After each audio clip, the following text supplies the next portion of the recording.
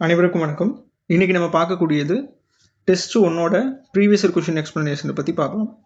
Already நீங்கள் schedule வந்து பார்த்துருப்பீங்க. ஸ்கெடியூல் பார்க்கல அப்படின்னா டிஸ்கிரிப்ஷனில் வந்து லிங்க்கில் கொடுக்குறேன். அதை வந்து ஸ்கெடியூலை வந்து பார்த்துக்கோங்க. எந்தெந்த அன்னைக்கு எந்தெந்த டெஸ்ட் அப்படிங்கிறது உங்களுக்கு தெரிஞ்சுக்கலாம். சரிங்களா? சரி, நம்ம இப்போ எக்ஸ்பிளனேஷனுக்குள்ளே போகலாம். இந்த எக்ஸ்பிளனேஷன் எதுக்கு அப்படின்னா இது ஒரு ட்ரையல் மாதிரி தான். சரிங்களா? கிட்டத்தட்ட ஒரு 5-6 கொஷின் பேப்பர் நான் அப்படிங்கிறத எடுத்து வச்சுருக்கேன். அதை எக்ஸ்பிளனேஷன் உங்களுக்கு தரேன். அதாவது இந்த டைப் பண்ண பிடிஎஃப் வச்சு அது எப்படி இருக்குது, உங்களுக்கு யூஸ்ஃபுல்லாக இருக்குது அப்படிங்கிற பட்சத்தில் நீங்கள் ஜாயின் பண்ணிக்கலாம். சரிங்களா? அது எல்லாமே டீட்டெயில்ஸ் எல்லாமே ஆல்ரெடி வீடியோவும் நான் போட்டிருக்கேன். அதனோட லிங்க்கும் நான் வந்து கீழே கொடுக்குறேன். இப்போ நம்ம எக்ஸ்பிளனேஷனுக்குள்ளே போகலாம். ஃபர்ஸ்ட் கொஸ்டின் பாருங்கள். சொல் பொருள் வந்து கேட்டிருக்காங்க. ஃபர்ஸ்ட்டு இந்த சோமன் அப்படிங்கிறது என்ன அப்படிங்கிறத பார்க்கணும். சோமன் அப்படிங்கிறது ஒரு சமஸ்கிருத சொல். சரிங்களா? அப்போ அதுக்குண்டான பொருள் என்ன அப்படின்னா சந்திரன் அப்படிங்கிறத குறிக்கும். சரிங்களா? அப்போ வந்து எழுதி வச்சுக்கலாம். அதுக்கடுத்து கானம். இந்த 3 சுழி நான் வந்துச்சு அப்படின்னா இந்த பொன் அப்படிங்கிறத குறிக்கும். இதை வந்து நோட் பண்ணிக்கணும். சப்போஸ் இந்த 2 சுழி கானம் வந்துச்சு அப்படின்னா என்ன வரும்? 2 சுழி நான் வந்துச்சு அப்படின்னா காடு குறிக்கும். சரிங்களா? காடு, அப்புறம் வனம், அப்புறம் நம்ம கானா பாட்டு சொல்லுவாங்க இல்லையா, அந்த பாட்டு, அதுவுமே வந்து பார்த்தீங்க அப்படின்னா 2 சுழினா தான் வரும். அடுத்து 3வது பாருங்க, முனிவு. இதை நம்ம புக்லேயே வந்து படிச்சிருப்போம். முனிவுக்கு வந்து சினம் அப்படிங்கிறது வரும். சரிங்களா? அப்போ 2வது கானம் அப்படிங்கிறதுக்கு பொண்ணு, முனிவு அப்படிங்கிறதுக்கு சினம் அப்படிங்கிறத பார்த்தாச்சு. அடுத்து விழுப்பம். விழுப்பம் அப்படிங்கிறத நம்ம திருக்குறள்ல படிச்சிருப்போம். அந்த ஒழுக்கம் விழுப்பம் தரலான், ஒழுக்கம் உயிரினும் ஓம்பப்படும் அப்படிங்கிறத ஒரு குறள் வந்து படிச்சிருப்போம். அப்போ அது விழுப்பம் அப்படின்னு என்ன குறிக்கும் அப்படின்னா சிறப்பு அப்படிங்கிற பொருளை தரும். சரிங்களா? சிறப்பு அப்படின்னாலும் பெருமை அப்படின்னாலும் ஒண்ணுதான். ஸோ அதை வச்சு நம்ம போட்டோம் அப்படின்னா பெருமை அப்படிங்கிறது ஆன்சராக வரும். இதில் என்ன ஆன்சரு? ஏ ஆப்ஷன் தான் கரெக்ட். அடுத்து செகண்ட் கொஸ்டின் பாருங்க. நூலாசிரியரை பற்றி கேட்டிருக்காங்க. குறிஞ்சிப்பாட்டு அப்படிங்கிறது யார் எழுதியிருப்பாங்க? கபிலர். இது எல்லாருக்குமே தெரிஞ்சது தான். முல்லைப்பாட்டு அப்படிங்கிறது நப்பூதனார் அப்படிங்கிறவங்க எழுதியிருப்பாங்க. பட்டினப்பாலை அப்படிங்கிறது கடியலூர் உருத்திரங்கண்ணனார் அப்படிங்கிறவங்க எழுதியிருப்பாங்க. இந்த கடியலூர் உருத்திரங்கண்ணனார் இன்னொரு நூலையும் வந்து எழுதியிருப்பாங்க. அதுக்கு பேர் என்னங்க? பெரும்பானாற்றுப்படை அப்படின்னு சொல்லுவாங்க. சரிங்களா? படிச்சிருப்பீங்க. பெரும்பானாற்றுப்படை அப்படின்னு சொல்லிட்டு. அடுத்து நெடுநல்வாடை. இந்த நெடுநல்வாடை யார் எழுதியிருப்பாங்க? நக்கீரனார் வந்து எழுதியிருப்பாங்க. நக்கீரனார் இன்னொரு நூலையும் எழுதியிருப்பாங்க. அதுக்கு பேர் வந்து திருமுருகு ஆற்றுப்படை அப்படின்னு சொல்லுவாங்க. சரிங்களா? திருமுருகு ஆற்றுப்படை அப்படின்னு. இதுல இன்னொரு கொஸ்டின் என்ன கேட்பாங்க அப்படின்னா அந்த நூலோட வேறு பெயர்களை பத்தி கேட்பாங்க. நீங்க ப்ரீவியஸ் இயர் கொஸ்டின்லேயே வந்து பார்த்துருப்பீங்க. இந்த முல்லைப்பாட்டு இருக்கு இல்லைங்களா, இந்த முல்லைப்பாட்டை வந்து என்னன்னு சொல்லுவாங்க அப்படின்னா நெஞ்சாற்றுப்படை அப்படின்னு சொல்லுவாங்க. சரிங்களா? நெஞ்சாற்றுப்படை. இதை வந்து நோட் பண்ணி வச்சுக்கணும். சரிங்களா? நெஞ்சாற்றுப்படைன்னு சொல்லுவாங்க. திணை சித்திரம் அப்படின்னு சொல்லுவாங்க. சரிங்களா? இது ரெண்டையும் வந்து நோட் பண்ணி வச்சுக்கணும். எதுக்கு? முல்லைப்பாட்டுக்கு. இந்த முல்லைப்பாட்டோட மொத்த அடிகள் வந்து எத்தனை அப்படின்னா மொத்தம் வந்து 103 அப்படின்னு சொல்லுவாங்க. 10 பாட்டிலே வந்து குறைந்த அடிகளை கொண்ட நூல் எதுன்னு கேட்டாலும் முல்லைப்பாட்டு அப்படிங்கிறத நீங்க சூஸ் பண்ணணும். ஓகேங்களா? அடுத்து பட்டினப்பாலைக்கு வேறு பேர் என்ன சொல்லுவாங்க அப்படின்னா வஞ்சி நெடும் பாட்டு அப்படின்னு சொல்லுவாங்க. சரிங்களா? வஞ்சி நெடும் பாட்டு அப்படின்னு சொல்லுவாங்க. அடுத்து நெடுநல்வாடைக்கு வந்து புனையா ஓவியம்னு சொல்லுவாங்க. இது வந்து ரொம்ப முக்கியம். சரிங்களா? இதெல்லாம் வந்து ப்ரீவியஸ் இயர் கொஸ்டின்ல ஆல்ரெடி கேட்டது, நோட் பண்ணி வச்சுக்கோங்க. புனையா ஓவியம் அப்படின்னு சொல்லுவாங்க. அப்போ வந்து குறிஞ்சிப்பாட்டுக்கு கபிலர். இந்த ஃபர்ஸ்ட் வந்து குறிஞ்சிப்பாட்டுக்கு கபிலர், முல்லைப்பாட்டுக்கு யார் பார்த்தோம்? நப்பூதனார். அடுத்து பட்டினப்பாலைக்கு கடியலூர் உருத்திரங்கண்ணார், நெடுநல்வாடைக்கு நக்கீரனார். அப்போ இதில் வந்து என்ன option correct? A option correct. அடுத்து 3வது கொஸ்டின் பாருங்க. சொல் பொருள் கேட்டிருக்காங்க. இந்த களம், இது வந்து வகரலகரம். சரிங்களா? இதை வந்து நம்ம குண்டுலா அப்படின்லாம் சொல்லிட்டு இருப்போம். அப்படி சொல்றதை நிறுத்திட்டு வகரலகரம் அப்படின்னு சொல்லி பழகுங்க. இந்த களம்க்கு வந்து என்ன வரும்? கப்பல் வந்து வரும். சரிங்களா? அதுக்கடுத்து இந்த களம், அதாவது பொதுலகரத்துக்கு என்ன வரும் அப்படின்னா இடத்தை வந்து குறிக்கும். சரிங்களா? ஃபர்ஸ்ட் களம்க்கு வந்து கப்பல், 2வது களம்க்கு இடம், 3வது இந்த வழிக்கு வந்து வலிமையை குறிக்கும். சரிங்களா? ஸ்ட்ரென்த்னு சொல்லுவாங்க இல்லையா, அந்த இது. அடுத்து இந்த வழிக்கு காற்று குறிக்கும். அப்போ ஆப்ஷன் என்னது? சி ஆப்ஷன் தான் கரெக்ட். இதில் இன்னொன்று வந்து நல்லா நோட் பண்ணுங்க. இப்போ சப்போஸ் இப்போ இந்த மாதிரி சொல் பொருள்லாம் கொடுக்குறாங்கன்னு வச்சுக்கோங்களேன், அதில் 2 தான் தெரியுது, 3 தான் தெரியுது அப்படின்னா நீங்கள் கீழே இருக்க ஆப்ஷன் வச்சு நீங்கள் எலிமினேட் பண்ணலாம். சரிங்களா? இப்போ இதில் பாருங்க, ஃபர்ஸ்ட் இதுக்கு வந்து களம்க்கு கப்பல் நீங்கள் கண்டுபிடிச்சிட்டிங்க அப்படின்னா 2 இதில் வந்து இ அப்படின்னு சொல்லிட்டு வருது. அப்போ இந்த 2 ஆப்ஷன் என்ன பண்ணலாம்? எலிமினேட் ஈஸியாக பண்ணிடலாம். அப்போ இந்த 2 ஆப்ஷனை வச்சு அதுலேருந்து ஏதாச்சும் ஒன்று வந்து கண்டுபிடிக்க முடியுதா அப்படின்னு சொல்லிட்டு செக் பண்ணுங்க. கண்டிப்பாக மேக்ஸிமம் வந்து பார்த்தீங்க அப்படின்னா ஒரு 80% வந்து கண்டுபிடிக்கிற மாதிரி தான் வந்து கொடுத்துருப்பாங்க. அதனால் இந்த சொல் பொருள்லாம் கேட்டாங்க அப்படின்னா 1 2 தெரிஞ்சதுன்னா கூட ஓரளவுக்கு நம்மளுக்கு கண்டுபிடிக்கிறதுக்கு வாய்ப்பு இருக்குது அப்படிங்கிறது தெரிஞ்சுக்கலாம். அடுத்து பாருங்கள், பட்டியல் 1 பட்டியல் 2 வந்து பொறுத்து சொல்கிறாங்க. என்ன சொல்கிறாங்க இதில் அப்படின்னா, இந்த பக்கம் ஒரு முழு சொற்கள் இருக்குது, அதனோட வேர் சொற்களை வந்து நம்மளை தேர்ந்தெடுக்க சொல்கிறாங்க. இப்போ வாடுவான் அப்படிங்கிறதுக்கு வேர் சொல் என்னங்க? வாடு அப்படிங்கிறத படிச்சிருப்போம். போக்கி அப்படிங்கிறதுக்கு போக்கு அப்படிங்கிறது, இது அப்படியே சைடு பை சைடு அப்படியே எழுதிட்டே வந்துடலாம். வாடுவான் அப்படிங்கிறதுக்கு வாடு, போக்கி அப்படிங்கிறதுக்கு போக்கு, அடுத்து இருந்து அப்படிங்கிறதுக்கு இரு வருங்களா? ஓகே. அடுத்து நிற்றல் அப்படிங்கிறதுக்கு நில் வரும். அப்போ இதில் என்ன ஆப்ஷனு? A option. இப்போ இதில் பாருங்களேன், இப்போ வாடுவான் அப்படிங்கிறதுக்கு வாடு அப்படிங்கிறது தெரிஞ்சிருச்சு. ஃபர்ஸ்ட் அப்போ என்ன வரும்? இ அப்படிங்கிறது வரும் அப்படிங்கிறது தெரிஞ்சிருச்சு. மீதி ஆப்ஷன்லாம் பாருங்களேன், இ எங்கேயாவது இருக்குங்களா? இல்லை. அப்போ நீங்கள் ஸ்ட்ரெயிட்டாக என்ன பண்ணலாம்? ஏ ஆப்ஷனை மீதி பார்க்காம கூட நீங்கள் என்ன பண்ணலாம் அப்படின்னா சூஸ் பண்ணலாம். சப்போஸ் 2 இருக்குது அப்படின்னா நீங்கள் கண்டிப்பாக அதை பார்த்து தான் ஆகணும். அடுத்து பாருங்கள், நூலாசிரியரை பற்றி கேட்டிருக்காங்க. ஃபர்ஸ்ட் பாருங்க, பழமொழி, அதாவது பழமொழி 400 அப்படிங்கிறது யார் எழுதியிருப்பாங்க? முன்றுரையறையனார் அப்படிங்கிறவங்க எழுதியிருப்பாங்க. அடுத்து நன்னெறி அப்படிங்கிறது சிவபிரகாசர் அப்படிங்கிறவங்க எழுதியிருப்பாங்க. இதை அப்படியே நோட் பண்ணிக்கோங்க. நன்னெறி அப்படிங்கிறது சிவபிரகாசர். அதுக்கடுத்து மீனாட்சி அம்மை குரம் அப்படிங்கிறது குமரகுருபரர் அப்படிங்கிறவங்க எழுதியிருப்பாங்க. அடுத்து குசேலோபாக்கியானம் அப்படிங்கிறது வள்ளூர் வேதராச பிள்ளை அப்படிங்கிறவங்க எழுதியிருப்பாங்க. இந்த நூல் அப்படிங்கிறது நம்மளுக்கு புதுசு, இதை கொஞ்சம் நோட் பண்ணிக்கோங்க. சரிங்களா? ஓகே. அப்போது இதுக்கு என்ன ஆப்ஷன் வரும்? டி ஆப்ஷன் தான் வந்து கரெக்ட். சரிங்களா? அடுத்து ராமாவதாரம் என்ற அடைமொழியால் குறிக்கப்பெறும் நூல் எது அப்படின்னு கேட்குறாங்க. கம்பராமாயணம். இங்கே பாருங்க, வால்மீகி ராமாயணம் அப்படிங்கிறது இருக்குங்களா, இது வந்து சமஸ்கிருதத்தில் எழுதுனது. சரிங்களா? இந்த சமஸ்கிருதத்தை எழுதுனது தான் கம்பர் என்ன பண்ணார் அப்படின்னா தமிழில் வந்து மொழிபெயர்த்தார். அதுவும் வந்து செய்யுள் வடிவில் வந்து மொழிபெயர்த்திருப்பாரு. மொழிபெயர்த்துட்டு அவர் தான் இந்த பேர் வச்சிருப்பார், ராமாவதாரம் அப்படின்னு சொல்லிட்டு. இதுவுமே ஒரு ப்ரீவியஸ் கொஸ்டின் தான். சரிங்களா? கம்பர் வந்து தான் இயற்றிய ராமாயணத்துக்கு வந்து கம்பரிட்ட பெயர் என்ன அப்படின்னு சொல்லிட்டு கேட்பாங்க. ராமாவதாரம் அப்படிங்கிறது தான் நீங்கள் குறிக்கணும். சரிங்களா? இதை வந்து நோட் பண்ணிக்கோங்க. அடுத்த கொஸ்டின் பாருங்க, நாலடி 400 என குறிக்கப்பெறும் நூல் எது அப்படின்னு கேட்குறாங்க. நாலடியார் அப்படிங்கிறது தான் ஆன்சர். சரிங்களா? இது ரொம்ப முக்கியம், இதை வந்து பார்த்துக்கணும். அடுத்து திராவிட வேதம்னு வந்து எதை சொல்லுவாங்க? 4000 திவ்ய பிரபந்தம் அப்படிங்கிறத வந்து சொல்லுவாங்க. இது வந்து முக்கியமானது. இந்த நாச்சியார் திருமொழி அப்படிங்கிறது யார் எழுதியிருப்பாங்க அப்படின்னா ஆண்டாள் அப்படிங்கிறவங்க வந்து எழுதியிருப்பாங்க. இது வந்து ரொம்ப முக்கியம். சரிங்களா? அதுக்கடுத்து திருவெம்பாவை அப்படிங்கிறது யார் எழுதியிருப்பாங்க? மாணிக்கவாசகர் வந்து எழுதியிருப்பார். சரிங்களா? இதெல்லாம் கொஞ்சம் எக்ஸ்ட்ரா டேட்டா வந்து நான் சொல்றேன். அதாவது இந்த இதில் சரிங்களா, இந்த கொஸ்டின்ல எக்ஸ்ட்ரா டேட்டா. அது மாணிக்கவாசகர். திருவாசகம் யார் எழுதியிருப்பாங்க? அதுவும் மாணிக்கவாசகர் தான் எழுதியிருப்பாங்க. அதுக்கடுத்து இந்த திருப்பாவை அப்படின்னு ஒன்று சொல்லுவாங்க. சரிங்களா? திருப்பாவை யாருன்னு எழுதியிருப்பா? திருப்பாவையும் ஆண்டாள் தான் வந்து எழுதியிருப்பாங்க. இதையும் வந்து நோட் பண்ணி வச்சுக்கணும். சரிங்களா? அதுக்கடுத்து தற்கால தமிழ் இலக்கியத்தின் விடிவெள்ளி அப்படின்ட்டு அழைக்கப்படுறவங்க யார் அப்படின்னா பாரதியார் வந்து அழைக்கப்படுவார். இது வந்து ரொம்ப முக்கியம். சரிங்களா? இதில் வந்து இன்னொரு இன்ஃபர்மேஷன் என்ன அப்படின்னா, பாரதியார் வந்து என்னன்னு சொல்லுவாங்க? மகாகவி பாரதியார் அப்படின்னு சொல்லுவாங்களா? மகாகவி பாரதியார். இந்த மகாகவிங்கிற பட்டம் வந்து யார் கொடுத்துருப்பாங்க அப்படின்னா வாரா அப்படின்னு சொல்லுவாங்க. வா ராமசாமி அப்படிங்கிறவங்க வந்து கொடுத்துருப்பாங்க. இதை வந்து நோட் பண்ணி வச்சுக்கணும். சரிங்களா? அடுத்து பாரதிதாசனுக்கு வந்து மொத்தம் 2 பேர் வந்து இருக்கும். ஒன்று பார்த்தீங்க அப்படின்னா புரட்சி கவி அப்படின்னு வந்து சொல்லுவாங்க, இன்னொன்று பாவேந்தர் அப்படின்னு சொல்லுவாங்க. புரட்சி கவின்னு சொன்னது யாரு? அண்ணா வந்து சொல்லியிருப்பாங்க. சரிங்களா? அண்ணா வந்து எப்போ சொல்லியிருப்பாரு அப்படின்னா 1946 சோமசுந்தர பாரதி அப்படின்னு சொல்லிட்டு ஒருத்தவங்க இருப்பாங்க. அவங்களோட தலைமையில ஒரு விழா வந்து நடந்திருக்கும். அந்த விழால தான் பாரதிதாசனுக்கு புரட்சி கவி அப்படிங்கிற பேர் வந்து வந்தது அப்படின்னு வந்து சொல்றாங்க. அதுக்கடுத்து பாவேந்தர் அப்படின்ட்டு சொன்னது யாரு அப்படின்னா தந்தை பெரியார் வந்து சொல்லியிருந்திருப்பாங்க. இதை வந்து ஞாபகம் வச்சுக்கணும். சரிங்களா? அதுக்கடுத்து வைரமுத்து வந்து கவி பேரரசு வைரமுத்துன்னு சொல்லுவாங்க.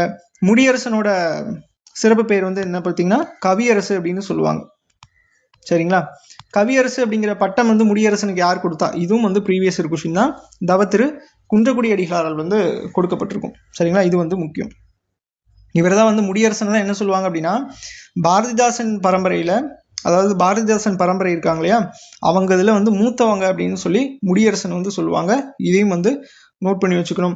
அதுக்கடுத்து அடிக்கடி கேட்கக்கூடிய கொஸ்டின் வந்து என்ன அப்படின்னா அந்த திராவிட நாட்டின் வானம்பாடி அப்படின்னு சொல்லுவாங்க. இதை வந்து நோட் பண்ணி வச்சுக்கணும். சரிங்களா? திராவிட நாட்டின் வானம்பாடி அப்படின்னு யாருன்னு கேட்டாங்க அப்படின்னா முடியரசன். அடுத்து பாவேந்தர் என அழைக்கப்படுவர் யார் அப்படின்னு கேட்குறாங்க. பாவேந்தர் பாரதிதாசன். இப்போதான் நம்ம வந்து பார்த்தோம். சரிங்களா? அப்போ இதுக்கு வந்து டி ஆப்ஷன். இந்த சுப்ரத்தினதாசன் அப்படிங்கிறவங்க வந்து சுரதா, சரிங்களா? சுரதாவோட இயற்பெயர் என்னன்னு கேட்டாங்க அப்படின்னா சுப்ரத்தினதாசன். இது அப்படியே வந்து ஞாபகம் வச்சுக்கோங்க. அடுத்து பிரித்தெழுதுக. கருநிறத்தரக்கியர் அப்படிங்கிறதுக்கு கருமை கூட்டல் நிறத்த கூட்டல் அரக்கியர் அப்படிங்கிறது வரும். இந்த கலர் பேஸ் பண்ணி நிறத்தை பேஸ் பண்ணி வந்துச்சு அப்படின்னா கண்டிப்பாக அங்கே மை விகுதி வரும் அப்படிங்கிறத தெரிஞ்சுக்கோங்க. மை விகுதி வரும் அப்படின்னா இந்த ஏ ஆப்ஷனையும் பி ஆப்ஷனையும் என்ன பண்ணலாம், ஈஸியாக எலிமினேட் பண்ணிடலாம். அதுக்கடுத்து இந்த சி ஆப்ஷனும் டி ஆப்ஷன், இந்த 2 ஆப்ஷன் தான் இருக்கு. இதுல வந்து கருமை நிற கூட்டல் அரக்கியர் அப்படிங்கிறது வந்து வராது, சரிங்களா? இது பார்த்தாலே உங்களுக்கு வந்து தெரியும். அப்ப கருமை கூட்டல் நிறத்து கூட்டல் அரக்கியர் அப்படிங்கிறது தான் வரும், சரிங்களா? இதில் நீங்க பார்த்தாலே தெரிஞ்சுக்கலாம். இது எப்படி வந்து பிரிக்கணும், எக்ஸாக்டா இப்படிதான் பிரிக்கணும் அப்படிங்கிறது நம்ம சொல்ல முடியுமா அப்படின்னா சொல்லிட முடியாது. ஏன்னா ஒவ்வொன்றும் வந்து பார்த்தீங்க அப்படின்னா டிஃப்ரெண்ட்டாக வந்து இருக்கும். அது இல்லாமல் புணர்ச்சி விதி முழுசாக படித்தாலும் கூட ஒரு சில வேர்டில் நம்மளால அதுபடி நம்மளால வந்து ஈஸியாக வந்து பிரித்து காட்டிட முடியாது, சரிங்களா? அதான் வந்து உண்மை. அது நம்ம அடுத்த இதில் பார்ப்போம். அடுத்த கொஸ்டின் பாருங்க, பிரித்தெழுதுக. வீடினது அன்றரன் அப்படிங்கிறதுக்கு வீடினது கூட்டல் அன்று கூட்டல் அரண் அப்படிங்கிறது வரும், சரிங்களா? C option. இதை வந்து பார்த்து வச்சுக்கோங்க, புணர்ச்சி விதியில நம்ம பார்க்கலாம் எப்படி பிரியுது அப்படிங்கிறதுலாம். அடுத்த கொஸ்டின் பாருங்க, மை தடங்கன் அப்படிங்கிறத பிரித்தெழுத சொல்றாங்க. இதுக்கு மை கூட்டல் தட கூட்டல் கண் அப்படிங்கிறது வரும், சரிங்களா? இதையும் பார்த்து வச்சுக்கோங்க. அடுத்து 14வது கொஸ்டின் பாருங்க, பிரித்தெழுதுக. நடுவிகந்தாம் அப்படிங்கிறதுக்கு நடுவு கூட்டல் இகந்து கூட்டல் ஆம் அப்படிங்கிறது வரும். அடுத்து 15வது கொஸ்டின், பிரித்தெழுதுக. கடிந்தொரார், கடிந்து கூட்டல் உரார் அப்படிங்கிறது வரும். இது நம்ம இந்த ஸ்கூல் புக்லேயே வந்து பார்த்து வந்திருப்போம், இது எல்லாத்துக்குமே தெரிஞ்சது தான். அடுத்து எதிர்ச்சொல் தருக. வாழிய அப்படிங்கிறதுக்கு எதிர்ச்சொல் கேட்குறாங்க. அப்போ வாழிய அப்படிங்கிறதுக்கு பொருள் என்ன அப்படிங்கிறது தெரியணும். வாழிய அப்படின்னா என்ன அர்த்தம், வாழ்க அப்படிங்கிற மாதிரி அர்த்தம். அப்போ அதனோட ஆப்போசிட் வந்து ஒழிக அப்படிங்கிறது அர்த்தம், சரிங்களா? அப்போ சி ஆப்ஷன் தான் கரெக்ட். அடுத்த கொஸ்டின் பாருங்க, எதிர்ச்சொல் தருக. நொய்மை அப்படிங்கிறதுக்கு எதிர்ச்சொல் கேட்குறாங்க. நொய்மை அப்படின்னா அதாவது இந்த நுந்து போகிறது, தொய்ந்து இருக்கிறது, சரிங்களா? அது மாதிரி ஸ்ட்ரென்த் இல்லாமல் இருக்கிறது, அதெல்லாமே வந்து நொய்மை அப்படின்னு சொல்லுவாங்க. அதனோட ஆப்போசிட்டு வலிமையாக இருக்கிறது, சரிங்களா? ஸ்ட்ரென்த்தாக இருக்கிறது அப்படின்னு சொல்லுவாங்க இல்லையா, அதுதான். அப்போது இதில் வலிமை அப்படிங்கிறது டைரெக்டாக அவன் கொடுக்காம இங்கே ஏ ஆப்ஷனில் பாருங்கள் திண்மை அப்படின்னு சொல்லி கொடுக்குறான். திண்மையோட பொருள் என்னங்க, வலிமைன்னு தானே அர்த்தம். அதை வச்சு நம்ம இந்த கொஷின் அப்படிங்கிறத அப்ரோச் பண்ணணும். அடுத்து 18வது கொஸ்டின் பாருங்க, எதிர்ச்சொல் தருக. நன்மை, நன்மையோட எதிர்ச்சொல் தீமை. இது வந்து ஈஸியான கொஸ்டின் தான். அடுத்து எதிர்ச்சொல் தருக. மலர்தல், மலர்தலோட எதிர்ச்சொல் என்ன அர்த்தம், கூம்புதல் அப்படின்னு அர்த்தம், சரிங்களா? அது என்ன கூம்புதல் அப்படின்னா, இப்போ அந்த கார்த்திகை தீபம்லாம் வந்துச்சுன்னா கூம்பு எரிக்கிறது அப்படின்னு சொல்லுவாங்கல்ல, அது என்ன அப்படின்னா எல்லாமே செப்பரேட்டா இருக்கிறத ஒன்னா வந்து என்ன பண்ணுவாங்க அப்படின்னா குமிச்சு வைப்பாங்க ஒரு இடத்துல, அதுதான் வந்து கூம்பு அப்படின்னு வந்து சொல்லுவாங்க. அதான் இதுல மலர்தல் அப்படின்னா மலர் என்ன பண்ணும், எல்லா அந்த சுத்தி இருக்க அந்த மலர் இதழ்கள் எல்லாமே என்ன ஆகும் அப்படின்னா விரிஞ்சிருக்கக்கூடியதான் நம்ம வந்து மலர்றது அப்படின்னு சொல்லுவோம். அது எல்லாமே சேர்ந்து இருந்துச்சு அப்படின்னா அதை வந்து கூம்புதல் அப்படின்னு வந்து சொல்லுவாங்க. இதை வந்து ஞாபகம் வச்சுக்கோங்க. அடுத்து எதிர்ச்சொல் தருக. நுண்மை, நுண்மை அப்படின்னா வந்து ரொம்ப வந்து கம்மியா இருக்கிறது, சரிங்களா? நுண்மைனா கம்மியா இருக்கிறது. அதனோட எதிர்ச்சொல் வந்து பருமை, சரிங்களா? அதிகமா இருக்கிறது, ஓகேவா? பருமை. 21வது கொஸ்டின் பாருங்க, பொருந்தா சொல்லை கண்டறிக. ஃபர்ஸ்ட் ஆப்ஷன் பாருங்க, அவன், எவன், இவன், உவன். இதுல வந்து எது பொருந்தாது, எவன் அப்படிங்கிறது பொருந்தாது. ஏன் அப்படின்னா மீதி மூணையும் பாருங்களேன், ஆ, இ, உ இதெல்லாமே வந்து சுற்றெழுத்துக்கள்ல வந்துடும். ஏ அப்படிங்கிறது வந்து சுற்றெழுத்துக்கள் வந்து வராது, அதனால இது வந்து பொருந்தா சொல். 22வது கொஸ்டின், பொருந்தா சொல்லை கண்டறிக. இனிப்பு, கசப்பு, இளிவரல், புளிப்பு அப்படிங்கிறது இருக்கு. இதுல இளிவரல் அப்படிங்கிறது பொருந்தாது. ஏன் அப்படின்னா இந்த இனிப்பு, கசப்பு, புளிப்பு இதெல்லாம் வந்து சுவையை பேஸ் பண்ணி இருக்கு. இந்த மூணாவது அப்படிங்கிறது சுவை வந்து கிடையாது, சரிங்களா? இளிவரல்னா என்னது, அது துன்பத்தை குறிக்கக்கூடியதா இருக்கு. அப்போ இந்த மூணுமே வந்து ஒரே இதுல இருக்கு, இளிவரல் அப்படிங்கிறது பொருந்தாது. அடுத்து பொருந்தா சொல்லை கண்டறிக. காவிரி, பாலாறு, கங்கை, வைகை. இதுல வந்து எது பொருந்தாது, கங்கை அப்படிங்கிறது பொருந்தாது. மீதி மூணும் பாருங்களேன், இந்த காவிரி, பாலாறு, வைகை இது மூணுமே வந்து தமிழ்நாட்டை பேஸ் பண்ணி, அதாவது தமிழ்நாட்டில் ஓடக்கூடியதா வந்து இருக்கும். கங்கை அப்படிங்கிறது எங்க இருக்கு, வட இந்தியாவில் வந்து ஓடக்கூடிய ஆறு, சரிங்களா? அதனால இது வந்து பொருந்தாது. அடுத்து பொருந்தா சொல்லை கண்டறிக. மாணிக்க வாசகர், பேயாழ்வார், ஆண்டாள், பூதத்தாழ்வார். இதுல வந்து யார் வந்து ஆடுன்னு, இதுல வந்து மாணிக்க வாசகர் அப்படிங்கிறவங்க பொருந்தாதவங்க. ஏன் அப்படின்னா இந்த பேயாழ்வார், ஆண்டாள், பூதத்தாழ்வார் இவங்க எல்லாமே வந்து எதுல வருவாங்க, பன்னிரு ஆழ்வார்களுக்குள்ள வருவாங்க, சரிங்களா? அதுல முதல் 3 ஆழ்வார்கள் அடிக்கடி ப்ரீவியஸ் கொஸ்டின்ல கேட்டுட்டே இருப்பாங்க. ஃபர்ஸ்ட் இதுல வந்து யாரு அப்படின்னா பொய்கை ஆழ்வாரை வந்து சொல்லலாம், சரிங்களா? பொய்கை ஆழ்வார் அப்படிங்கிறவங்க ஃபர்ஸ்ட். ரெண்டாவது வந்து என்ன சொல்லுவாங்க அப்படின்னா பூதத்தாழ்வார். சரிங்களா, பூதத்தாழ்வார் வந்து 2, மூணாவது வந்து பேயாழ்வார். சரிங்களா, இதை வந்து ஞாபகம் வச்சுக்கணும். சரிங்களா, ஃபர்ஸ்ட் வந்து பொய்கை ஆழ்வார், அதுக்கடுத்து பூதத்தாழ்வார், பேயாழ்வார். இவங்க தான் வந்து முதல் 3 ஆழ்வார்கள் அப்படின்னு வந்து சொல்லுவாங்க. அடுத்து பொருந்தா சொல்லை கண்டறிக. சதுரம், செவ்வகம், வட்டம், நீளம். இதுல எது வந்து பொருந்தாது? நீளம் அப்படிங்கிறது பொருந்தாது. ஏன் அப்படின்னா மீதிலாம் பாருங்களேன் ஷேப்பை குறிக்குதா, அதாவது வடிவம், சதுர வடிவம், செவ்வக வடிவம், வட்டம், இதெல்லாமே என்னது? வடிவத்தை குறிக்குது. ஆனா இதுல நீளம் அப்படிங்கிறது என்ன குறிக்கும்? நீளம்னா இந்த லென்த்ன்னு சொல்லுவாங்க இல்லையா, அதை வந்து குறிக்கும். அதாவது இது ஒரு மெஷர்மெண்ட்டை குறிக்குது. மீதி எல்லாமே அதனோட அந்த வடிவ பண்பு அப்படின்னு வந்து சொல்லுவாங்க அதெல்லாம். சரிங்களா, அதுல வந்து இதெல்லாம் வரும். அடுத்து மரபு பிழையை நீக்குக. எருது எக்காலமிடும், எருது கத்தும், எருது பிளிரும், எருது அலரும் அப்படின்னு இருக்கு. எருது வந்து என்ன பண்ணும்? எக்காலமிடும். ஏ ஆப்ஷன் தான் கரெக்ட். அதுக்கடுத்து கத்தும் அப்படின்னு இருக்குங்களா, இதுக்கு என்ன வரும்? கழுதை கத்தும் அப்படின்னு நம்ம சொல்லலாங்களா. அடுத்து பிளிரும் அப்படின்னு இருக்கு, என்ன வரும்? யானை பிளிரும் அப்படின்னு வருங்களா. அதுக்கடுத்து அலரும், என்ன அலரும்? ஆந்தை அலரும் அப்படிங்கிறது நம்ம எழுதலாங்களா. இதை வந்து ஞாபகம் வச்சுக்கணும். இதெல்லாம் நம்ம இப்போ இருக்க சிலபஸ்ல இருக்கிறது. அடுத்து பிறமொழி சொற்களை நீக்கிய வாக்கியத்தை தேர்வு செய்க. தோழிக்கு சம்பிரதாயப்படி, சம்பிரதாயம் அப்படிங்கிறது என்னங்க? சமஸ்கிருத சொல். சரிங்களா, அப்ப இது வந்து வராது. அதுக்கடுத்து தோழிக்கு மரபுப்படி திருமணம் நடந்தது. ஓகே, இதுல பாருங்க மேல வந்து மேரேஜ் அப்படிங்கிறது இங்கிலீஷ் வேர்டு, அப்ப இதுவுமே வந்து நோட் பண்ணிக்கணும். ஓகே, அப்போ பி ஆப்ஷன் தான் கரெக்ட். சி ஆப்ஷன் பாருங்க, தோழிக்கு சம்பிரதாயப்படி சமஸ்கிருதம், தோழிக்கு மரபுப்படி மேரேஜ், இது வந்து இங்கிலீஷ். அப்போ இது ரெண்டுமே வந்து வராது. பி ஆப்ஷன் தான் கரெக்ட். அடுத்து ஒருமை பன்மை பிழையை நீக்கி எழுதுக. கட்டியங்காரன், இந்த கட்டியங்காரன் அப்படிங்கிறது என்ன அப்படிங்கிறத நீங்க தெரிஞ்சுக்கணும். கட்டியங்காரன் அப்படின்னா ஒரு அரசவை இருக்குன்னு வச்சுக்கோங்களேன். அரசவையில ஃபர்ஸ்ட் வந்து ஸ்டார்ட் ஆகிறதுக்கு முன்னாடி அந்த அரசரை பத்தி ஒரு பெருமையா வந்து பேசுவாங்க இல்லையா, அவங்க தான் வந்து கட்டியங்காரன் அப்படின்னு வந்து சொல்லுவாங்க. சரி, ஓகே, இதுல என்ன பிழை இருக்கு அப்படிங்கிறத பார்க்கலாம். கட்டியங்காரன் களரியில் வந்து தோன்றினர் அப்படின்னு இருக்கு. சரிங்களா, தோன்றினர் அப்படிங்கிறது என்னங்க? Plural form. ப்ளூரல்னா வந்து பன்மையை குறிக்கும். சரிங்களா, இப்போ ஒரு சென்டென்ஸ் இருக்கு அப்படின்னா ஒருமையில ஸ்டார்ட் ஆகுதுன்னு வச்சுக்கோங்களேன். இப்போ வந்து ஒருமை, அதாவது சிங்குலர்ல ஸ்டார்ட் ஆகுது அப்படின்னா அது கண்டிப்பா கடைசியா முடியறதும் வந்து சிங்குலர்ல தான் முடியணும். அதாவது வந்து ஒருமையில தான் வந்து முடியணும். சரிங்களா, இப்ப பன்மையில வந்து ஆரம்பிக்குது அப்படின்னா கடைசியா பன்மையில வந்து முடியணும். இங்க பாருங்க ஒருமையில இருக்குது, இங்க பன்மை, அப்போ இது வந்து வராது. அடுத்து பாருங்க கட்டியங்காரர்கள், இங்க வந்து என்ன இருக்கு? பன்மை. சரிங்களா, இங்க இது வந்து சும்மா எழுதி வச்சுக்கோங்க இப்படி கொஸ்டின் பேப்பர்ல. பன்மைக்கு பாவோ இல்லை ஒருமைக்கு ஓ மட்டும் போடுங்க, நான் எழுதுற மாதிரிலாம் எழுதாதீங்க. சரிங்களா, கட்டியங்காரர்கள் களரியில் வந்து தோன்றியது அப்படின்னு இருக்கு. தோன்றியது அப்படிங்கிறது எதை சொல்லுவோம்? இதை வந்து என்னது? அக்ரிணையை தான் வந்து இப்படி சொல்லுவோம். சரிங்களா, அக்ரிணையை தான் வந்து தோன்றியது, வந்தது, போனது அப்படிங்கிற மாதிரி சொல்லுவோம்.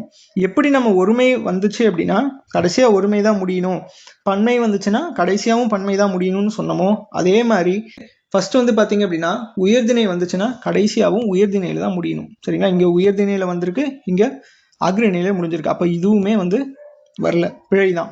அடுத்து கட்டியங்காரனும் பாடல் ஆசிரியனும், மொத்தம் 2 பேர் வந்துட்டாங்க பாருங்க. சரிங்களா, கட்டியங்காரனும் பாடல் ஆசிரியனும் களரியில் வந்து தோன்றினான் அப்படின்னு இருக்கு. இதுல பாருங்க 2 பேர் இருக்கனால இதை வந்து ப்ளூரல். சரிங்களா, பன்மை அப்படின்னு சொல்லுவாங்க. கடைசியா பாருங்க தோன்றினான் அப்படிங்கிறது ஒருமையில வந்து முடிஞ்சிருக்கு, அப்போ இது வந்து வராது. அடுத்து 4வது ஆப்ஷன் பாருங்க, கட்டியங்காரன் களரியில் வந்து தோன்றினான். கரெக்டா இருக்குங்களா அது? அப்போ டி ஆப்ஷன் தான் கரெக்ட். அடுத்து 29 பாருங்க, சந்திப்பிழையற்ற தொடரை தேர்க அப்படிங்கிறது இருக்கு. ஃபர்ஸ்ட் ஏ ஆப்ஷன் பாருங்க, மனித ஆற்றல் வள அணிவகுப்பே நம்மை பொருளாதார அப்படின்னு இருக்கு. இந்த இடத்துல பாருங்க நம் அப்படிங்கிறது ஒரு சொல்லு, அதுக்கு பக்கத்துல வந்து என்னது? அந்த ஐ அப்படிங்கிறது சேர்ந்து வந்திருக்கு. ஐ வந்து இப்போ சேர்ந்து இப்போ வெளிப்படையா தெரிஞ்சிச்சு அப்படின்னா அதுக்கு பக்கத்துல கண்டிப்பா ஒற்று அப்படிங்கிறது மிகணும். அதாவது அந்த புள்ளி வச்ச எழுத்து மெய் எழுத்துன்னு சொல்லுவோம் இல்லையா, அது வந்து மிகணும். அப்ப இங்க வந்து மிகல, அப்ப இதுவும் வந்து தப்பு. 2வது ஆப்ஷன்ல மிகுந்திருக்கான்னு பாருங்க, அப்ப இதுவும் வந்து தப்பு இல்ல. சரிங்களா, அப்ப 3வது ஆப்ஷன் பாருங்க, மனித ஆற்றல் வள அணிவகுப்பே நம்மை இப்பு, அப்ப இது வந்து கரெக்ட். அடுத்து பாருங்க, பொருளாதார சாதனைகளுக்கு, பொருளாதார சாதனை, இந்த சாதனை அப்படிங்கிறது பொதுவா இருக்கு. சரிங்களா, ஏன்னா சாதனை அப்படிங்கிறது எல்லாத்துலயும் வந்து பண்ண முடியும். இது வந்து பொருளாதார சாதனை அப்படின்ட்டு இருக்கு. அப்போ சாதனை அப்படிங்கிறது பொது பெயர். சரிங்களா, பொருளாதாரம் அப்படிங்கிறது சிறப்பு பெயர். இது என்னன்னு சொல்லுவாங்க அப்படின்னா இருபெயரொட்டு பண்பு தொகை அப்படின்னு வந்து சொல்லுவாங்க. சரிங்களா. அப்போ அந்த இருபெயரீட்டு பண்பு தொகையில கண்டிப்பா நடுவில் என்ன வரும், மெய் எழுத்து அப்படிங்கிறது இடம்பெறும். அடுத்து இட்டு செல்லும் அப்படின்னு இருக்கு. இந்த இடத்துல இட்டு செல்லும், ஏன் இந்த இடத்துல வந்து இச்சு வந்திருக்கு அப்படின்னா இது ஒரு வன்தொடர் குற்றியலுகரம் அப்படின்னு சொல்லுவாங்க. வன்தொடர் குற்றியலுகரத்துக்கு பின்னாடி வல்லினம் வந்து மிகணும். சரிங்களா. அப்போ இது வந்து முக்கியமானது. அப்போ சி ஆப்ஷன் தான் வந்து கரெக்ட். டி ஆப்ஷன் பாருங்களேன், மனித ஆற்றல் வள அணிவகுப்பே நம்ம இந்த இடத்துல அதாவது மெய் எழுத்து வந்து வரல, அப்போ இதுவும் வந்து வராது. சி ஆப்ஷன் தான் கரெக்ட். இதுல இன்னொன்று என்னன்னு நான் சொல்லிடுறேன். வன்தொடர் குற்றியலுகரம், மென்தொடர் குற்றியலுகரம், அப்புறம் இடைத்தொடர் குற்றியலுகரம் அப்படின்னா என்ன அப்படிங்கிறத நான் சும்மா சிம்பிளா சொல்லிடுறேன். இதுல இன்னொரு விஷயம் சொல்லிடுறேன். இப்போ நான் வன்தொடர் குற்றியலுகரம் அப்படின்னு சொன்னேன் இல்லையா, இந்த இட்டு அப்படிங்கிறது இது எப்படி வந்து வன்தொடர் குற்றியலுகரம் அப்படிங்கிறத கண்டுபிடிக்கலாம் அப்படிங்கிறத நான் சொல்லிடுறேன். இந்த குற்றியலுகர சொற்கள் வந்து பார்த்துருப்போம். என்னென்ன அங்கே இருக்கு, கு, சு, டு, து, பு, ரு அப்படிங்கிறது இதெல்லாமே இந்த என்ன சொல்லுவாங்க, குற்றியலுகர சொற்கள் அப்படின்னு சொல்லுவாங்க. இப்போ இந்த இதெல்லாமே பார்த்துக்கோங்க. இந்த குசுடு துபுரில் எது முடிஞ்சாலும் அதை வந்து நம்ம ஃபர்ஸ்ட் எடுத்தோன்னு என்ன ஃபைண்ட் அவுட் பண்ணிக்கலாம், இது வந்து குற்றியலுகர சொற்கள் அப்படின்னு ஃபைண்ட் அவுட் பண்ணிக்கலாம். அதுல பர்டிகுலரா வன்தொடர் குற்றியலுகரம், மென்தொடர் குற்றியலுகரம், இடைத்தொடர் குற்றியலுகரம் அப்படிங்கிறது 3 வகைப்படும். அந்த வன்தொடர் குற்றியலுகரத்துல நம்ம என்ன படிச்சிருப்போம், அதாவது வல்லின எழுத்துக்கள் கசட தபர அப்படின்னு படிப்போமா, கசட த ப ர, இது மேல எல்லாத்தையுமே வந்து புள்ளி வச்சுக்கோங்க. சரிங்களா. அதுக்கடுத்து மெல்லின எழுத்து என்ன படிப்போம், ஞனன நமன, இதுலயும் வந்து மேல புள்ளி வச்சுக்கோங்க. அதுக்கடுத்து இடையின எழுத்து என்ன படிப்போம், ய ர ழ வ ழ ழ, இது மேல புள்ளி வச்சுக்கோங்க. இப்போ கவனிங்க, இந்த 2 அப்படிங்கிறது நீங்க பார்த்துட்டீங்க, அது எதுல வரும், குற்றியலுகர சொல்லுன்னு கண்டுபிடிச்சிட்டீங்க. அது வன்தொடரா மென்தொடரா இடைத்தொடரா இப்போ நம்ம கண்டுபிடிப்போம். அந்த 2க்கு முன்னாடி, அதாவது இந்த குசுடுதுபுரு வருது இல்லையா, அதுக்கு முன்னாடி சொல் வந்து என்னன்னு பாருங்க, இங்க இட்டுன்னு இருக்கு. மேல இப்போ வல்லின எழுத்துல, மெல்லின எழுத்துல, இடையின எழுத்துல இட்டு வந்து எதுல இருக்குன்னு பாருங்க, எங்க இருக்கு, வல்லினத்துல இருக்கு. அப்போ இது என்ன சொல்லுவாங்க, வன்தொடர் குற்றியலுகரம் அப்படின்னு சொல்லுவாங்க. சப்போஸ் இந்த இதுல ஞனன நமன இந்த இது ஏதாவது இருந்துச்சு அப்படின்னா அதை மென்தொடர் குற்றியலுகரம்னு சொல்லுவாங்க. அதுக்கடுத்து இந்த எரள வழல ஏதாவது இருந்துச்சு அப்படின்னா இடைத்தொடர் குற்றியலுகரம்னு சொல்லுவாங்க. இதுல வன்தொடர் குற்றியலுகரத்துக்கு பக்கத்துல கண்டிப்பா வல்லினம் மிகும், அதாவது மெய்யெழுத்து அப்படிங்கிறது இடம்பெறணும். அதனால இது வந்து வன்தொடர் குற்றியலுகரத்துக்கு பக்கத்துல வல்லினம் மிகும் அப்படிங்கிற கான்செப்ட்ல வரும் அப்படின்னு சொல்லலாம். அடுத்து சந்திப்பிழையற்ற தொடரை தேர்க அப்படிங்கிறது இருக்கு. இதுல பாருங்க, எல்லா சத்துக்களும், இப்போ எல்லா அப்படின்னு இருக்கா, இதை வந்து என்ன சொல்லுவாங்க அப்படின்னா ஆகார ஈற்றுச்சொல் அப்படின்னு சொல்லுவாங்க. ஆகார ஈற்றுச்சொல்னா ஒன்றும் கிடையாதுங்க. இப்போ இதை பிரிங்களேன், இல் கூட்டல் ஆணு பிரிக்கலாமா, லாவ. இப்போ இந்த ஆண் இங்கே வருது பார்த்தீங்களா, இதை தான் வந்து ஆகார ஈற்றுச்சொல்னு சொல்லுவாங்க. ஆகார ஈற்றுச்சொல்லுக்கு பின்னாடி கண்டிப்பாக வல்லினம் அப்படிங்கிறது மிகணும். எங்கெங்க மிகுந்திருக்குன்னு பாருங்க, இந்த பி ஆப்ஷன்லையும் டி ஆப்ஷன்லையும் மிகுந்திருக்கு. அப்போ இது ரெண்டுலையுமே மிகுல, அப்போ இது ரெண்டுமே வந்து வராது அப்படிங்கிறத முடிவுக்கு வந்துடலாம். சரிங்களா. அடுத்து பாருங்க, எல்லா சத்துக்களும் கிடைக்கும் படியாக, அடுத்து நம் உணவு பழக்கம் அமைய வேண்டும் அப்படின்னு இருக்கு. ஆக்சுவலாக வந்து இதில் பார்த்தீங்க அப்படின்னா கீ வந்து உங்களுக்கு டி ஆப்ஷன் அப்படிங்கிறத கொடுத்துருப்பாங்க. சரிங்களா. இது ரெண்டுமே வந்து கரெக்ட் தான். இதில் பியும் டியும் பார்த்தீங்க அப்படின்னா ரெண்டுமே வந்து ஒன்று போல தான் இருக்கும். சரி, ஓகே. இதில் இன்னொன்று என்ன அப்படின்னா, இந்த உணவு பழக்கம் அப்படின்னு இருக்கு பார்த்தீங்களா, இந்த பழக்கம் அப்படிங்கிறது பொது பெயர், உணவு அப்படிங்கிறது சிறப்பு பெயர். சரிங்களா. அதனால உணவு பழக்கம் அப்படிங்கிறது இருபெயரொட்டு பண்பு தொகை அப்படின்னு சொல்லலாம். இந்த ரெண்டு இருபெயரொட்டு பண்பு தொகையில கண்டிப்பா வல்லினம் அப்படிங்கிறது மிகவும் அப்படிங்கிறத பார்த்துக்கணும். சரிங்களா. இதுல நான் ஒன்று சொன்னேன் இல்லையா, ஆகார ஈற்று சொல்லுக்கு பின்னாடி கண்டிப்பா வல்லினம் மிகவும் அப்படின்னு சொல்லிட்டு, இதுல இன்னொரு எக்ஸாம்பிள் சொல்றேன். ஆ கூட்டல் தின்றது அப்படின்னு இருக்குன்னு வச்சுக்கோங்களேன். இந்த இடத்துல என்ன பண்ணக்கூடாது அப்படின்னா ஆ தின்றது, ஆ தின்றது அப்படின்னு நீங்க போட்டக்கூடாது, தப்பு. ஏன் அப்படின்னா இந்த ஆகார ஈற்று சொல் அப்படின்னா ஆகார ஈற்றுன்னு என்ன அர்த்தம், இறுதி எழுத்து தான் அப்படி வந்திருக்கணும். நீங்க ஃபர்ஸ்ட் எடுத்தோடனே இந்த ஆ வருது அப்படின்னா இந்த இடத்துல என்ன பண்ணக்கூடாது, வல்லினம் மிகக்கூடாது. இதுதான் நோட் பண்ணிக்கணும். ஆகார ஈற்றுன்னு என்ன அர்த்தம், கடைசி அப்படின்னு அர்த்தம். இப்போ இன்னொரு எக்ஸாம்பிள் சொல்றேன் பாருங்களேன். மா கூட்டல் பெரிது அப்படின்னு இருக்குன்னு வைங்களேன். இந்த இடத்துல என்ன பண்ணக்கூடாது, மா பெரிது அப்படின்னு போடக்கூடாது. ஏன் அப்படின்னா இது ஆகார ஈற்று சொல்லு கிடையாது. ஃபர்ஸ்ட் எடுத்தோடனே என்ன வந்திருக்கு, ஆ அப்படிங்கிற எழுத்து வந்ததுனால அப்படி நம்ம எடுத்துக்க கூடாது அப்படிங்கிறது தெரிஞ்சுக்கணும். சரி, ஓகே. அடுத்து ஐஸ்கிரீம் என்ற ஆங்கில சொல்லுக்கு நேரான தமிழ் சொல் வந்து கேட்குறாங்க. இதுக்கு பனிக்கூழ் அப்படிங்கிறது ஆன்சர். அடுத்து எக்ஸாம்பிள் என்ற ஆங்கில சொல்லுக்கு நேரான தமிழ் சொல் வந்து கேட்குறாங்க. எக்ஸாம்பிள் அப்படிங்கிறது எடுத்துக்காட்டு அப்படின்னு சொல்லுவாங்க. சரிங்களா. ஓகே. அதுக்கடுத்து கிராண்ட் ஃபாதருக்கு நம்மளுக்கு என்ன வரும், தாத்தா அப்படிங்கிறது வரும். அம்மாவுக்கு என்ன வரும்? அம்மாவுக்கு வந்து மதர் வருங்களா? இதெல்லாம் தெரிஞ்சதான் எல்லாருக்குமே. பாட்டி அப்படிங்கிறது இந்த கிராண்ட் ஃபாதருக்கு பதிலாக இங்கே வந்து என்ன வரும்? கிராண்ட் மதர் அப்படிங்கிறது வரும். சரிங்களா? இந்த கிராண்ட் அப்படிங்கிறது இங்கே வந்துடும், மதர் அப்படிங்கிறது வரும். அதுக்கடுத்து அப்பாவுக்கு வந்து ஃபாதர் அப்படிங்கிறது இங்கே எல்லாருக்குமே தெரிஞ்சது தான். அடுத்து அட்மிஷன். அட்மிஷன் அப்படிங்கிற ஆங்கில சொல்லுக்கு நேரான தமிழ் சொல் வந்து எதுன்னு கேட்குறாங்க. அட்மிஷனுக்கு என்னங்க வரும்? சேர்க்கை அப்படிங்கிறது வரும். சரிங்களா? நீக்கல் அப்படிங்கிறதுக்கு இங்கிலீஷில் என்ன சொல்லுவாங்க? டெலிஷன் அப்படின்னு சொல்லுவாங்களா? டெலிஷன் இல்லைனா ரிமூவல், அது மாதிரி நீங்கள் எதுனாலும் வச்சுக்கலாம். அனுமதி அப்படிங்கிறதுக்கு என்ன சொல்லுவாங்க இங்கிலீஷில்? பெர்மிஷன் அப்படின்னு சொல்லுவாங்களா? ஓகே. அடுத்து பதிவேடு அப்படிங்கிறதுக்கு, இப்போ பதிவு பண்ணுறது அப்படின்னா ரெஜிஸ்டர் பண்ணிட்டே அப்படின்னு கேட்பாங்களா? ரெஜிஸ்டர். ஓகேவா? பதிவேடு அப்படின்னா ரெஜிஸ்டர். இதை வந்து ஞாபகம் வச்சுக்கணும். அடுத்து மல்டிமீடியா என்ற ஆங்கில சொல்லுக்கு நேரான தமிழ் சொல்லை தேர்ந்தெடு.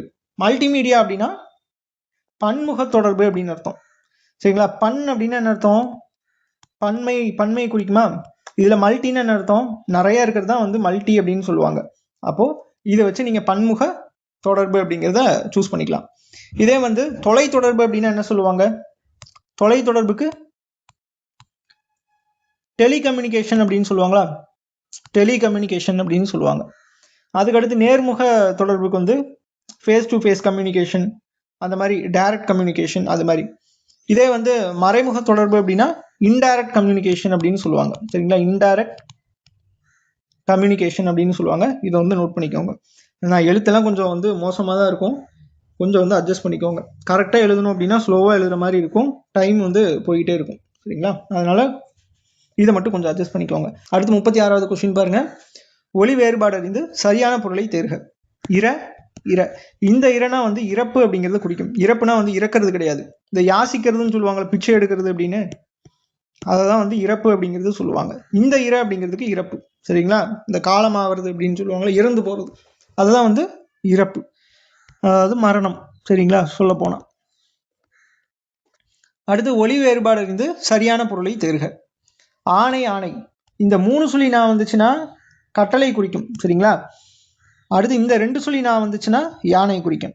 நீங்க இதை ஃபர்ஸ்ட் இதை வச்சே நீங்க என்ன பண்ணிடலாம் அப்படின்னா ஈஸியா வந்து கணிச்சிடலாம். அடுத்து ஒலி வேறுபாடு அறிந்து சரியான பொருளை தேர்க. எரி எரி. அடுத்து ஒலி வேறுபாடு அறிந்து சரியான பொருளை தேர்க. உரி உரி. இந்த உரிக்கு வந்து தயிர் உரி இது வந்து வரும், இந்த உரிக்கு வந்து சுழற்று. சரிங்களா? இது வந்து ஞாபகம் வச்சுக்கணும். இதெல்லாமே நம்ம இந்த நியூ சிலபஸ்லேயே நீங்க படிச்சிருப்பீங்க. அடுத்து ஒலி வேறுபாடு அறிந்து சரியான பொருளை தேர்க. கரை கரை. இந்த கரை அப்படின்னா அழுக்கு குறிக்கும். சரிங்களா? இங்க இருக்கு பாருங்க அழுக்கு. இந்த கரை அப்படின்னா அந்த இக்கரை அக்கறைன்னு சொல்லுவாங்க. இக்கரைக்கு அக்கறை பச்சை அப்படின்னு, அதாவது நம்ம ஆற்றங்கரை அந்த இதெல்லாமே வந்து சொல்லலாம். அதாவது ஓரம், ஆத்துக்கு ஓரத்தை தான் வந்து என்னன்னு சொல்லுவாங்க அப்படின்னா கரை அப்படின்னு சொல்லுவாங்க. அடுத்து மிக்க இச்சொல்லின் வேர்ச்சொல் வந்து கேட்குறாங்க. வேர்ச்சொல் எப்பவுமே வந்து பார்த்தீங்க அப்படின்னா கட்டளை சொல்லா வந்து இருக்கணும். சரிங்களா? அப்போ மிக்க அப்படிங்கிறதுக்கு என்ன வரும்? மிகு அப்படிங்கிறது வரும். மிகன்னு போட்டக்கூடாதுங்க. மிக அப்படிங்கிறது ஒரு கட்டளை சொல்லு கிடையாது. சரியா? மிக அதிகம் அப்படிங்கிற மாதிரி வந்துடும். அப்ப மிகு அப்படின்னா இது ஒரு கட்டளை சொல். சரிங்களா? அடுத்து நட்டு இச்சொல்லின் வேர் சொல்லை தேர்க. நடு அப்படிங்கிறது வேர்ச்சொல். வேர்ச்சொல்லா இது கட்டளை சொல்லா இருக்கணும். நடு கட்டளை சொல்ல ஒன்றும் இல்லைங்க, ஒரு ஆர்டர் போடுற மாதிரி இருக்கணும்.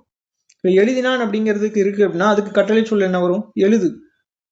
சரிங்களா? நடக்கிறான் அதுக்கு கட்டளை சொல் கேட்டாங்கன்னா நட. தூங்குகிறான் அதுக்கு கட்டளை சொல் கேட்டாங்கன்னா தூங்கு. படிக்கிறான் அதுக்கு கட்டளை சொல் படி. ஆர்டர் போடுற மாதிரி இருக்கணும். சரிங்களா? இப்போ நிறுத்தாதீர் வேர் சொல் கேட்குறாங்க, இதுக்கு கட்டளை சொல் வந்து என்ன வரும்? நிறுத்து அப்படிங்கிறது வரும். புரியுதுங்களா? அடுத்து கல்லாமை இச்சொல்லின் வேர் சொல் வந்து கேட்குறாங்க, கல் அப்படிங்கிறது வரும். சரிங்களா? A option. ஓகே. அடுத்து படைத்தோன் இச்சொல்லின் வேர் சொல் வந்து கேட்குறாங்க, படை அப்படிங்கிறது வரும். சரிங்களா? இதெல்லாம் வந்து ஈஸியாக தான் இருக்கு, இதை வந்து பார்த்துக்கோங்க. ஆ என்னும் ஓரெழுத்தோர் மொழிக்குரிய பொருள் என்ன அப்படின்னு கேட்குறாங்க. ஆ அப்படின்னா என்ன அர்த்தம்? பசு. சரிங்களா? ஆணிரை அப்படின்லாம் சொல்லி கேள்விப்பட்டிருப்போம்ல, ஆனது பசு. நான் என்னும் ஒரு எழுத்து ஒரு மொழிக்குரிய பொருள் யாது அப்படின்னு கேட்குறாங்க. நாங்கிறது எதங்க குறிக்கும்? நாக்கு குறிக்கும். சரிங்களா? வவ் அப்படின்னா இதையும் பார்த்துருப்போம், என்னது வவுன்னு? என்னது? கைப்பற்றுதல் அப்படின்னு அர்த்தம். சரிங்களா? அதுக்கடுத்து தை என்னும் ஓர் எழுத்து ஒரு மொழிக்குரிய பொருள் யாது அப்படின்னு கேட்குறாங்க. தையை வந்து என்னன்னு சொல்லுவோம்? மாசம்னு சொல்லுவோமா இல்லை வருஷம்னு சொல்லுவோமா? மாதம்னு சொல்லுவோம். அப்போ ஏ ஆப்ஷன். அடுத்து நீ என்னும் ஓரெழுத்து ஒரு மொழிக்குரிய பொருள் யாது அப்படின்னு கேட்குறாங்க. அப்போ நீ அப்படிங்கிறது, இப்போ நான் இருக்கேன், முன்னாடி எனக்கு ஒருத்தர் இருக்காங்க அப்படின்னா நீ அப்படின்னு சொல்கிறேன் அப்படின்னா யாரை குறிக்கும்? தன்மையை குறிக்குமா இல்லை முன்னிலையை குறிக்குமா, படற்கையை குறிக்குமா? முன்னிலையை குறிக்கும். தன்மைனா ஒன்றும் இல்லைங்க, தன்மைனா நான் சொன்னால் அது தன்மை. இப்போ எனக்கு முன்னாடி இருக்கிறவங்கள நீ அப்படின்னு சொன்னால் அது முன்னிலை. படற்கை அப்படின்னா என்ன அர்த்தம் அப்படின்னா, இப்போ நான் இருக்கேன், எனக்கு முன்னாடி இன்னொருத்தர் இருக்காரு, எங்கள் 2 பேர் இல்லாமல் வேற ஒரு தேர்ட் பர்சனை தான் படற்கை அப்படின்னு சொல்லுவோம். இப்போ எக்ஸாம்பிளுக்கு வந்து சொல்லணும் அப்படின்னா அவர், அவன் அப்படிங்கிற மாதிரி அது எல்லாமே வந்து இதில் வரும், படற்கையில் வந்துடும். சரிங்களா? இந்த வியங்கோல் வந்து நம்ம பின்னாடி நம்ம பார்ப்போம். சரிங்களா? ஒரு எக்ஸாம்பிள் வந்து கொடுத்துருப்பாங்க, அதில் பார்த்துடலாம். அடுத்து கடை, இவ்வேர் சொல்லின் தொழிற்பெயரை தருக அப்படின்னு சொல்றாங்க. இந்த வேர்ச்சொல்லோட தொழிற்பெயர் வந்து கடவுள். சரிங்களா? இதுல என்ன சொல்ல வராங்க அப்படின்னா, கடை கூட்டல் உள் அப்படிங்கிற மாதிரி பிரியுது. கடவுள் அப்படிங்கிறத பிரிச்சா கடை கூட்டல் உள் அப்படிங்கிற மாதிரி பிரியுது. கடை அப்படின்னா வந்து கடத்தல் அப்படின்னு சொல்றாங்க. அதாவது கடத்தல்னா கடத்துறது கிடையாது, கடந்து எல்லாத்தையும் கடந்து உள்ளுக்குள்ள இருக்கக்கூடியவன் தான் அந்த கடவுள் அப்படிங்கிற மாதிரி ஒரு மீனிங்ல வருதுனால இது வந்து தொழிற்பெயர் அப்படின்னு வந்து சொல்லி எக்ஸாம்பிள் இதில் கொடுத்துருக்காங்க. இதை வந்து நம்ம பார்த்துக்கலாம். சரிங்களா? இதை இப்போதைக்கு பாருங்க, நான் பார்த்துட்டு நான் சொல்றேன். நான் பார்த்த வரையும் இதுதான் இருக்கு. சரிங்களா? அடுத்து போய் என்னும் வேர் சொல்லின் தொழிற்பெயரை தேர்ந்தெடுக்க. இதனோட தொழிற்பெயர் என்ன வரும்? போக்கு அப்படிங்கிறது. சரிங்களா? தொழிற்பெயர். ஏன்னா இந்த கூ அப்படிங்கிறது தொழிற்பெயர் விகுதிகள் நீங்க படிச்சீங்கனாலே உங்களுக்கு அதாவது தொழிற்பெயர் எது அப்படிங்கிறது தெரிஞ்சிடும். சரிங்களா? அடுத்து ஏற்று என்னும் வேர் சொல்லின் வினையால் அணையும் பெயரை தேர்ந்தெடுக்க. வினையால் அணையும் பெயர் அப்படின்னா என்ன அப்படின்னா, சிம்பிளா நான் சொல்றேன். இப்போ வந்து பஸ் ஓட்டுறவங்க இருக்கிறாங்க அப்படின்னா நம்ம ஏன் வந்து அவரை ஓட்டுநர்னு சொல்றோம்? இந்த ஓட்டுநர், நடத்துனர் அப்படின்லாம் சொல்றாங்க இல்லையா? ஏன் வந்து சொல்றோம்? அவங்க அந்த பஸ் ஓட்டுறதுனால ஓட்டுநர், இவங்க வந்து அந்த பேருந்தை வந்து நடத்துறதுனால நடத்துனர் அப்படின்னு சொல்றாங்க. இப்போ ஏதோ ஒரு வண்டியில போய்கிட்டு இருக்காங்க, திடீர்னு விழுந்துட்டாங்கன்னு வச்சுக்கோங்களேன், நம்ம என்ன சொல்லுவோம்? விழுந்தவர் வராரு பாருங்க, விழுந்தவன் வராம பாருங்க அப்படின்னு சொல்லுவோம். ஏன் வந்து அவன் பேர் என்ன விழுந்தவனா, இல்லை அவன் பேர் விழுந்தவரா? இல்லை, அப்படி கிடையாது. அவன் ஒரு செயல் வந்து செஞ்சுட்டான், கீழே விழுந்துட்டான், அதுக்காக அவனுக்கு அந்த பேரே வந்துருச்சு. அதாவது வினையால் அணையும் பெயர், அந்த வினையினால அவனுக்கு அந்த பேர் வந்துருச்சு. சரிங்களா? இப்போ இதுல பாருங்க, ஏற்று அப்படின்னு இருக்குது, இதுல ஏற்றவன், ஏற்றார் அப்படிங்கிறது இருக்கு. இதுல நீங்க பார்க்க போனா இந்த ஏற்றவன் அப்படிங்கிறதும் வினையால் அணையும் பெயர் தான், ஏற்றார் அப்படிங்கிறது வினையால் அணையும் பெயர் தான். ஏற்றார்னு என்ன அர்த்தம்? இதுக்கு மீனிங் வந்து ஏற்றவர் அப்படின்னு அர்த்தம், ஏத்துக்கிட்டவர் அப்படின்னு. இதுல என்ன அப்படின்னா, ஏதோ ஒரு விஷயத்த வந்து ஏத்துக்கிட்டாரு, அந்த ஏத்துக்கிட்டதுனால அந்த ஏற்றவர், ஏற்றவன் ஏதோ ஒரு விஷயத்தை ஏத்துக்கிட்டான், அதனால ஏற்றவன், ஏற்றார், ஏற்றவன் அப்படிங்கிற மாதிரி நம்ம சொல்றோம். அப்ப இது ரெண்டுமே வந்து வினையால் அணையும் பெயர் தான். சரிங்களா? சியும் டியும் ரெண்டுமே கரெக்டு தான். அடுத்து பாருங்க, துற என்னும் வேர் சொல்லின் வினையால் அணையும் பெயரை தேர்ந்தெடுக்க அப்படிங்கிறாங்க. இதுல பாருங்களேன், துறந்தார், துறந்தார் அப்படிங்கிறது வினையால் அணையும் பெயர் தான். அடுத்து சியில் இருக்கக்கூடிய அந்த துறந்தவன் அப்படிங்கிறதும் வினையால் அணையும் பெயர் தான். இது வந்து ரெண்டுமே முக்கியம், கொஞ்சம் பார்த்துக்கோங்க. இப்போ நம்ம சொல்லுவோம்ல, முற்றிலும் துறந்த முனிவர் அப்படின்னு சொல்லிட்டு, இல்ல முற்றிலும் துறந்தவன் அப்படிங்கிற மாதிரிலாம் இருக்கு அப்படின்னா அவன் எல்லாத்தையும் வந்து என்ன பண்ணிட்டான்? துறந்துட்டான். அவன் எல்லாத்தையும் வந்து பாத்தீங்க அப்படின்னா துறந்துட்டான். துறக்கிறது அப்படின்னா என்ன மீனிங் அப்படின்னா, எல்லாத்தையும் வந்து விட்டு விலகி தனியா போறது. சரிங்களா? அதுதான் வந்து இந்த துறந்தவன், துறந்தார் அப்படிங்கிறதெல்லாம் மீனிங். அடுத்து நடை என்னும் மேற் சொல்லி வினையச்சத்தை தேர்ந்தெடுக்க அப்படின்னு சொல்றாங்க. இப்ப பாருங்க, இதுல வினையச்சம் உங்களுக்கு என்னன்னே தெரியலன்னு வச்சுக்கோங்க, மனப்படம்லாம் பண்ணிட்டு போக கூடாது. சரிங்களா? இதுல பாருங்க, நடந்து அப்படிங்கிறதுக்கு பின்னாடி ஒரு வேர்டு வந்து ஆட் பண்ணுங்க. எந்த வேர்டுனாலும் ஆட் பண்ணிக்கலாம் நீங்க, ஏதோ ஒரு வேர்டு, என்ன வேர்டு ஆட் பண்ண முடியுதுன்னு பாருங்க. இப்ப பாருங்களேன், நான் சும்மா வேர்டு ஆட் பண்றேன், நடந்து வந்தான், ஓகேவா? நடந்து போனான், அப்புறம் வேற என்ன சொல்லலாம்? சரி, இந்த 2 வேர்டு மட்டும் போதும். நீங்க வேற ஏதாச்சும் வேர்டு இருந்துச்சு அப்படின்னா சும்மா உங்களுக்குள்ள நீங்க சொல்லி பாருங்க. இப்போ இதுல பாருங்க, நடந்து, இந்த இடத்துல வந்தான், போனான், வர்றது, போறது, இது எல்லாத்தையுமே எதை குறிக்குது? வினையை குறிக்குது. சரிங்களா? அப்ப இது எல்லாமே வந்து என்ன வரும்? ஒரு எச்ச சொல்லு, ஒரு எச்ச சொல்னா முடிவு பெறாத சொல்னு அர்த்தம். பின்னாடி ஒரு சொல் வந்துச்சு அப்படின்னா தான் முடிவு பெறும். இப்ப நடந்து அப்படிங்கிற ஒரே ஒரு சொல்லு இருக்கு, அதுக்கு மீனிங் என்னன்னு தெரியாது நம்மளுக்கு. பின்னாடி இந்த வந்தான், போனான் அப்படிங்கிற சொல் வந்துச்சுன்னா மட்டும்தான் இந்த எழுத்துக்கு அதாவது இந்த சொல்லுக்கு நம்மளுக்கு மீனிங் வந்து முழுமை அடையும். முழுமை அடையாததுனால தான் முழுமை அடையாத சொல் என்னன்னு சொல்லுவாங்க அப்படின்னா எச்சம் அப்படின்னு சொல்லுவாங்க. அப்போ இது எச்சச்சொல். ஒரு எச்சச்சொல் வினையை கொண்டு முடிஞ்சிச்சு அப்படின்னா அது வினையெச்சம். இப்போ ரெண்டாவது பாருங்களேன், நடந்த அப்படின்னு இருக்குது. இந்த நடந்தக்கு பின்னாடி ஏதாவது ஒரு வேர்டு ஆட் பண்ணி பாருங்க. நடந்த மாணவன், நடந்த ஆசிரியர், வேற என்ன சொல்லலாம் அப்படின்னா நடந்த நிகழ்ச்சி, அந்த மாதிரிலாம் நம்ம சொல்லலாம். இந்த நிகழ்ச்சி அப்படிங்கிறது பெயர் சொல். சரிங்களா? இந்த மாணவன், ஆசிரியர், நிகழ்ச்சி இது எல்லாமே வந்து பெயர் சொல். அப்போ ஒரு எச்சச்சொல் பெயரை கொண்டு முடிஞ்சிச்சு அப்படின்னா, அதாவது பெயர் சொல்ல கொண்டு முடிஞ்சிச்சு அப்படின்னா அது பெயரெச்சம் அப்படின்னு சொல்லுவாங்க. புரியுதுங்களா என்ன அப்படிங்கிறது? ஒரு எச்சச்சொல் இருக்கு, அதுக்கு பின்னாடி வேர்டு ஆட் பண்ணி பாருங்க. அது பெயர் சொல்லா இருந்துச்சுன்னா பெயரெச்சம்னு வரும். வினை சொல்லா இருக்கும் பட்சத்துல அது வினையெச்சம். சரிங்களா? இந்த நடந்தவன் அப்படிங்கிறதுக்கு என்ன வரும்? மேலதான் பார்த்தோம். என்ன பார்த்தோம்? வினையால் ஆணையும் பெயர் அப்படின்னு சொல்லிட்டு. சரிங்களா? இதை வந்து நோட் பண்ணி வச்சுக்கணும். புரியுதுங்களா? ஏன்னா அவன் நடந்து வரான், நடந்து வந்ததுனால அவனுக்கு அது பேர் நடந்தவன் அப்படிங்கிற மாதிரி வந்துருச்சு. ஓகேவா? இது வந்து நடந்தான் அப்படிங்கிறது இது ஒரு சொல். இதை வந்து பார்த்துக்கோங்க. அடுத்து பாருங்க, அகரவரிசைப்படி சொற்களை சீர் செய்க. இந்த அகரவரிசைன்னு 4 ஆப்ஷன், ஒவ்வொரு ஆப்ஷனும் அப்படியே தேடிக்கிட்டு இருக்க கூடாது. சரிங்களா? இதுல வந்து ஸ்மார்ட்டா நம்ம ஒர்க் பண்ணணும். ஓகேவா? இதுல பாருங்க என்னன்னு, இந்த வா, நா, ஞா, யா இதுல எது வந்து ஃபர்ஸ்ட் வரும் நோட் பண்ணுங்களேன். எது வந்து ஃபர்ஸ்ட் வரும்? ஒரு சில இதில் இந்த ஃபர்ஸ்ட் வேர்டை வச்சு கண்டுபிடிக்கலாம். இதை வச்சு தான் நீங்கள் இந்த அகர வரிசையில் எப்படி எப்படி கேட்குறாங்கிறத வச்சு தான் நீங்கள் ஒவ்வொரு கொஸ்டினுக்கு ஒவ்வொரு அப்ரோச் அப்படிங்கிறது இருக்கும். இப்போ இந்த கொஸ்டினுக்கு நான் அப்ரோச் சொல்கிறேன்.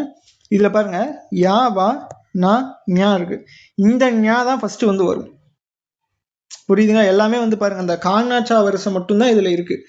அதனால் நீங்கள் அதை பேஸ் பண்ணி மட்டும் பாருங்கள். அந்த மெய் எழுத்து அதெல்லாம் விட்டுருங்க. ஏன்னா இதில் மெய் எழுத்து ஃபர்ஸ்ட் எடுத்தோன்னு வரல, உயிரெழுத்தும் எதுவும் வரல. சொல்லப்போனால் வந்து அந்த மெய் எழுத்து உயிர் எழுத்து அப்படிங்கிற மாதிரி அப்படி அந்த வரிசை அப்படிங்கிறது வரும். சரிங்களா? ஆனால் இந்த இடத்துல என்ன வந்திருக்கு? இந்த இடத்துல எல்லாமே வந்து பார்த்தீங்க அப்படின்னா உயிர்மை எழுத்துக்கள் அப்படிங்கிறது வந்திருக்கு. அப்போ உயிர்மை எழுத்துக்கள் வந்ததுனால நம்ம எதையுமே ரெண்டாவது எழுத்துலாம் போய் செக் பண்ணணும் அப்படிங்கிறது அவசியம் இல்லை. சரிங்களா? அப்போ இதில் பாருங்க, இந்த ஞா அப்படிங்கிறது தான் ஃபர்ஸ்ட் வரும். அப்போ இதுதான் வந்து ஆன்சர். எப்படின்னு நான் சொல்கிறேன் பாருங்க. இந்த ஞா வந்திருக்கா, இதுக்கு அடுத்தது தான் இந்த தானா வரிசை வரும். இந்த தானா வரிசை, தானா, பா, மா, யா இங்க இருக்கையா, அதுக்கு அடுத்து யாரா, வா, அப்படிங்கிறதெல்லாம் நம்ம பார்த்தோம். இந்த யாக்கு அடுத்தது இந்த வா அப்படிங்கிறது வரும். அப்போ பி ஆப்ஷன் தான் கரெக்ட். சரிங்களா? அடுத்து 57வது கொஸ்டின் பாருங்க, அகரவரிசைப்படி சொற்களை சீர் செய்க. இதுல என்ன கொடுத்துருக்கான் பாருங்களேன், எல்லாமே இந்த கூ வரிசையா இருக்குங்களா. ஃபர்ஸ்ட் கூ வரும், அதுக்கு அடுத்தது தான் கூ வரிசை வரும். ஓகேங்களா? சரி, ஓகே. அப்போ இதுல கூ பாருங்க, எத்தனை கூ வந்திருக்கு? 1 2 3 கூ வந்திருக்கு. இந்த 3 கூக்கு அப்புறம் தான் கூ அப்படிங்கிறது வரும். ஓகேவா? சரி, ஓகே. அப்போ இதில் இந்த ஏ ஆப்ஷனும் பி ஆப்ஷனும் பாருங்களேன், ஃபர்ஸ்ட் 3 கூ வந்திருக்கு, அதுக்கு அடுத்து கூ அப்படிங்கிறது வந்திருக்கு. இதே சி ஆப்ஷனை பாருங்களேன், ஃபர்ஸ்ட் எடுத்தோன்னா கூ வந்திருக்கு. அப்போ இதை வந்து எலிமினேட் பண்ணிடலாம். அடுத்து டி ஆப்ஷனில் பாருங்க, கூ வந்துட்டு அதுக்கு அடுத்தது ரெண்டாவதே இந்த கூ வந்திருக்கு. இது ரெண்டும் முடிஞ்சதுக்கு பிறகு தான் இது வரணும். ஆனால் இது ரெண்டாவது வந்துருச்சு. அப்போ இதையும் எலிமினேட் பண்ணிடலாம். இப்போ இந்த 2 ஆப்ஷன்ல ஏதோ ஒன்று. சரிங்களா? சரி, ஓகே. ஃபர்ஸ்ட் பாருங்க, கூ அப்படிங்கிறது 3 இடத்துல இருக்கு. ஓகே, அதை வச்சு நம்ம எதுவுமே பண்ண முடியாது. செகண்ட் லெட்டருக்கு போங்க. செகண்ட் லெட்டர் பாருங்க, இங்க யா வந்திருக்கு, இங்க ரா வந்திருக்கு. ஃபர்ஸ்ட் வந்து இந்த யா வருமா இல்லை இந்த ரா வரணுமா? இந்த ரா அப்படிங்கிறது கடைசி உயிர்மை எழுத்து. இது எல்லாமே வந்து உயிர்மை எழுத்து. சரிங்களா? இந்த உயிர்மை எழுத்துல இந்த ரா, அதுக்கடுத்து நா, இந்த 2 சுழி நாக்கு முன்னாடி இந்த ரா அப்படிங்கிறது வரும். ஓகேங்களா? அப்போ யா அப்படிங்கிறது முன்னாடியே வந்துடும். அப்போ இதுதான் வந்து ஃபர்ஸ்ட் குயில் அப்படிங்கிறது ஃபர்ஸ்ட் வந்துடும். அப்போ இந்த ஆப்ஷன் தான் கரெக்ட். அப்போ மீதி ரெண்டாவது பாருங்க, குரத்தி, குறவன் அப்படின்னு இருக்கு. இதுல பாருங்க, ஏன்னா இந்த 2 இடத்துல இந்த 2 ரா வந்து வந்துருச்சு. மூணாவது லெட்டர் பாருங்களேன், இந்த தா இந்த இடத்துல வான்னு இருக்கு. அதாவது இது வந்து மெய் எழுத்து. மெய் எழுத்து வந்து முன்னாடி வந்துடும். அப்படி பார்க்கலனாலும் கூட ஃபர்ஸ்ட் இந்த தா வருமா இல்லை இந்த வா வருமா அப்படிங்கிறத பாருங்க. தா தான் வரும். சரிங்க? தானா, பாமா, யாரா, லா, வா அப்படிங்கிறது.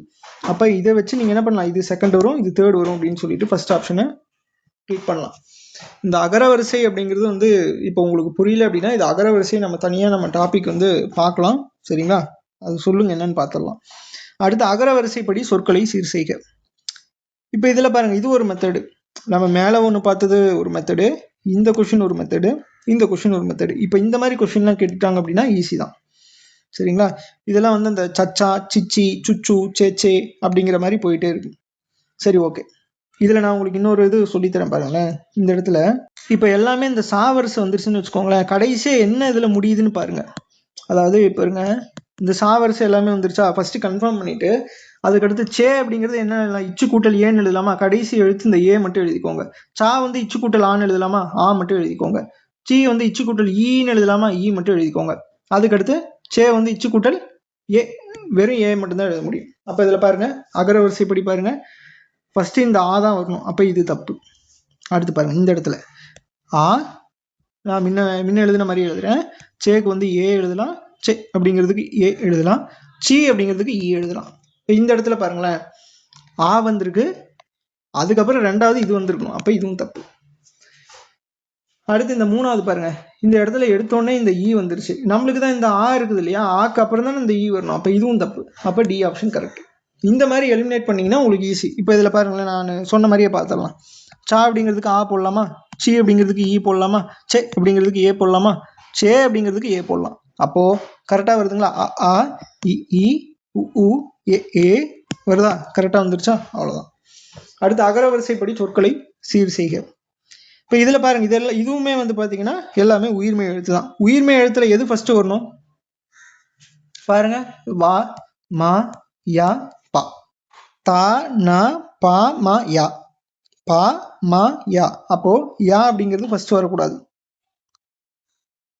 பா, மா, பா தான் வந்து ஃபர்ஸ்ட் வரணும். அப்போ இந்த இடத்துல இது ரெண்டுமே வந்து எலிமினேட் பண்ணிடணும். அப்போ இதுதான் கரெக்ட். அதாவது பாருங்க, தானா பா, மா, யா வரிசை வந்துருச்சுங்களா? அதுக்கடுத்து வா வரும். அப்போ டி ஆப்ஷன் தான் கரெக்ட். அடுத்து அகர வரிசைப்படி சொற்களை சீர் செய்க. இதில் பாருங்க, எல்லாமே காவரிசை வந்து வந்துருச்சு. சரி, ஓகே.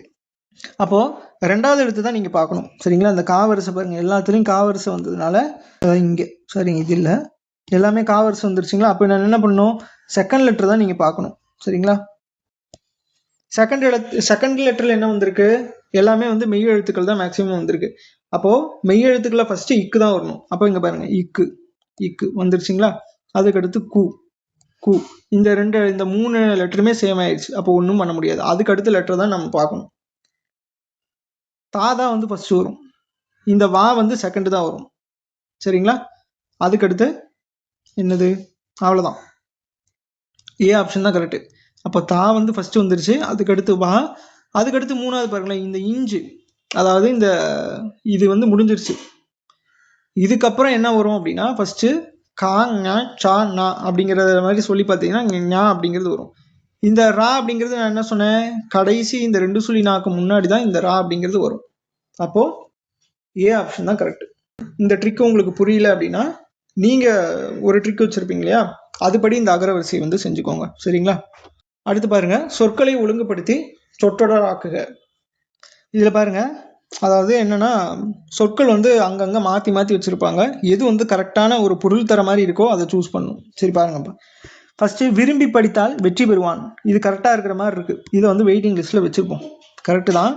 அடுத்து பெறுவான் வெற்றி படித்தால் விரும்பி, இது வந்து வராது. அடுத்து படித்தால் பெறுவான் விரும்பி வெற்றி, இது வந்து வராது. அதாவது மீனிங்ஃபுல் எதுவுமே தரல, பியும் தரல, சியும் தரல. வெற்றி படித்தால் விரும்பி விரும்பி பெறுவான் அப்படின்ட்டு இருக்கு, இதுவும் வந்து வராது. விரும்பி படித்தால் வெற்றி பெறுவான், ஏ ஆப்ஷன் கரெக்ட். அடுத்து சொற்களை ஒழுங்குபடுத்தி சொற்றொடர் ஆக்குக. ஊரே யாதும் கேளீர் யாவரும் இருக்கு, இது இப்படி வருமா? யார் எழுதியிருப்பா? கணியன் பூங்குன்றனார் வந்து எழுதியிருப்பார். இது என்ன பாட்டு, எதுல வரும் அப்படின்னா புறநானூர்ல வந்து வரும். சரிங்களா? இதை வந்து நோட் பண்ணி வச்சுக்கணும். புறநானூர்ல யாருங்க எழுதியிருப்பா? கணியன் பூங்குன்றனார் அப்படிங்கிறவங்க எழுதியிருப்பாங்க. சரியா? கணியன் பூங்குன்றனார். யாதும் ஊரே யாவரும் கேளீர் அப்படின்னு சொல்லிட்டு, அப்ப இது ரெண்டுமே வந்து வராது. சரியா? சரி, ஓகே. இதுல ஒரு கொஸ்டின் வந்து கேட்டிருந்தாங்க, ப்ரீவியஸ் ஒரு கொஸ்டின் தான். இந்த கேளீர் அப்படிங்கிறதுக்கு எதிர்ச்சொல் வந்து கேட்டிருந்தாங்க. அதாவது இந்த கேளீர் அப்படின்னா என்ன அர்த்தம் அப்படிங்கிறது தெரிஞ்சுக்கணும். ஃபர்ஸ்ட் கேளீர் அப்படின்னா என்ன சொல்லுவாங்க அப்படின்னா, உறவினர் இல்லைன்னா நண்பரை சொல்லுவாங்க. சரிங்களா? அப்படி இல்லைன்னா இந்த நட்புடையவர், எப்படினாலும் நீங்க வச்சுக்கலாம். ஓகேவா? என்னன்னா யாதும் ஊரேனா இந்த உலகத்துல இருக்க எல்லாருமே நம்மளோட உறவினர்கள் அப்படின்னு சொல்லியிருப்பாங்க. யாரு? இந்த கணியன் பூங்குன்றனார் அப்படிங்கிற ஒரு புறநானூறு பாட்டுல சொல்லியிருப்பார். ஓகே. அடுத்து சொற்களை ஒழுங்குபடுத்தி சொற்றொடராக்குக. அதாவது மேலே பார்த்த மாதிரி தான் சஃபில் பண்ணி, அதாவது மாற்றி மாற்றி அமைச்சிருப்பாங்க. எது வந்து கரெக்டான பொருள் தருதோ அதை நம்ம சூஸ் பண்ணணும். பாருங்க, எய்துவர் மேன்மை ஒழுக்கத்தின் என்றார் வள்ளுவர். இது வந்து வரவே இல்லை மீனிங். வள்ளுவர் மேன்மை ஒழுக்கத்தின் எய்துவர் என்றார், இதுவும் வரல. ஒழுக்கத்தின் மேன்மை எய்துவர் வள்ளுவர் என்றார், இதுவும் வரல. ஒழுக்கத்தின் எய்துவர் மேன்மை என்றார் வள்ளுவர். அதாவது நீங்க படிச்சிருப்பீங்க, ஒழுக்கத்தின் எய்துவர் மேன்மை இழுக்கத்தின் எய்துவர் எய்தா பழி அப்படின்னு சொல்லிட்டு. இதனோட குறளோட மீனிங் என்ன அப்படின்னா, ஒழுக்கத்தின் எய்துவர் மேன்மை. அதுக்கடுத்து நான் எழுதிடுறேன், சரிங்களா? இழுக்கத்தின் எய்துவர்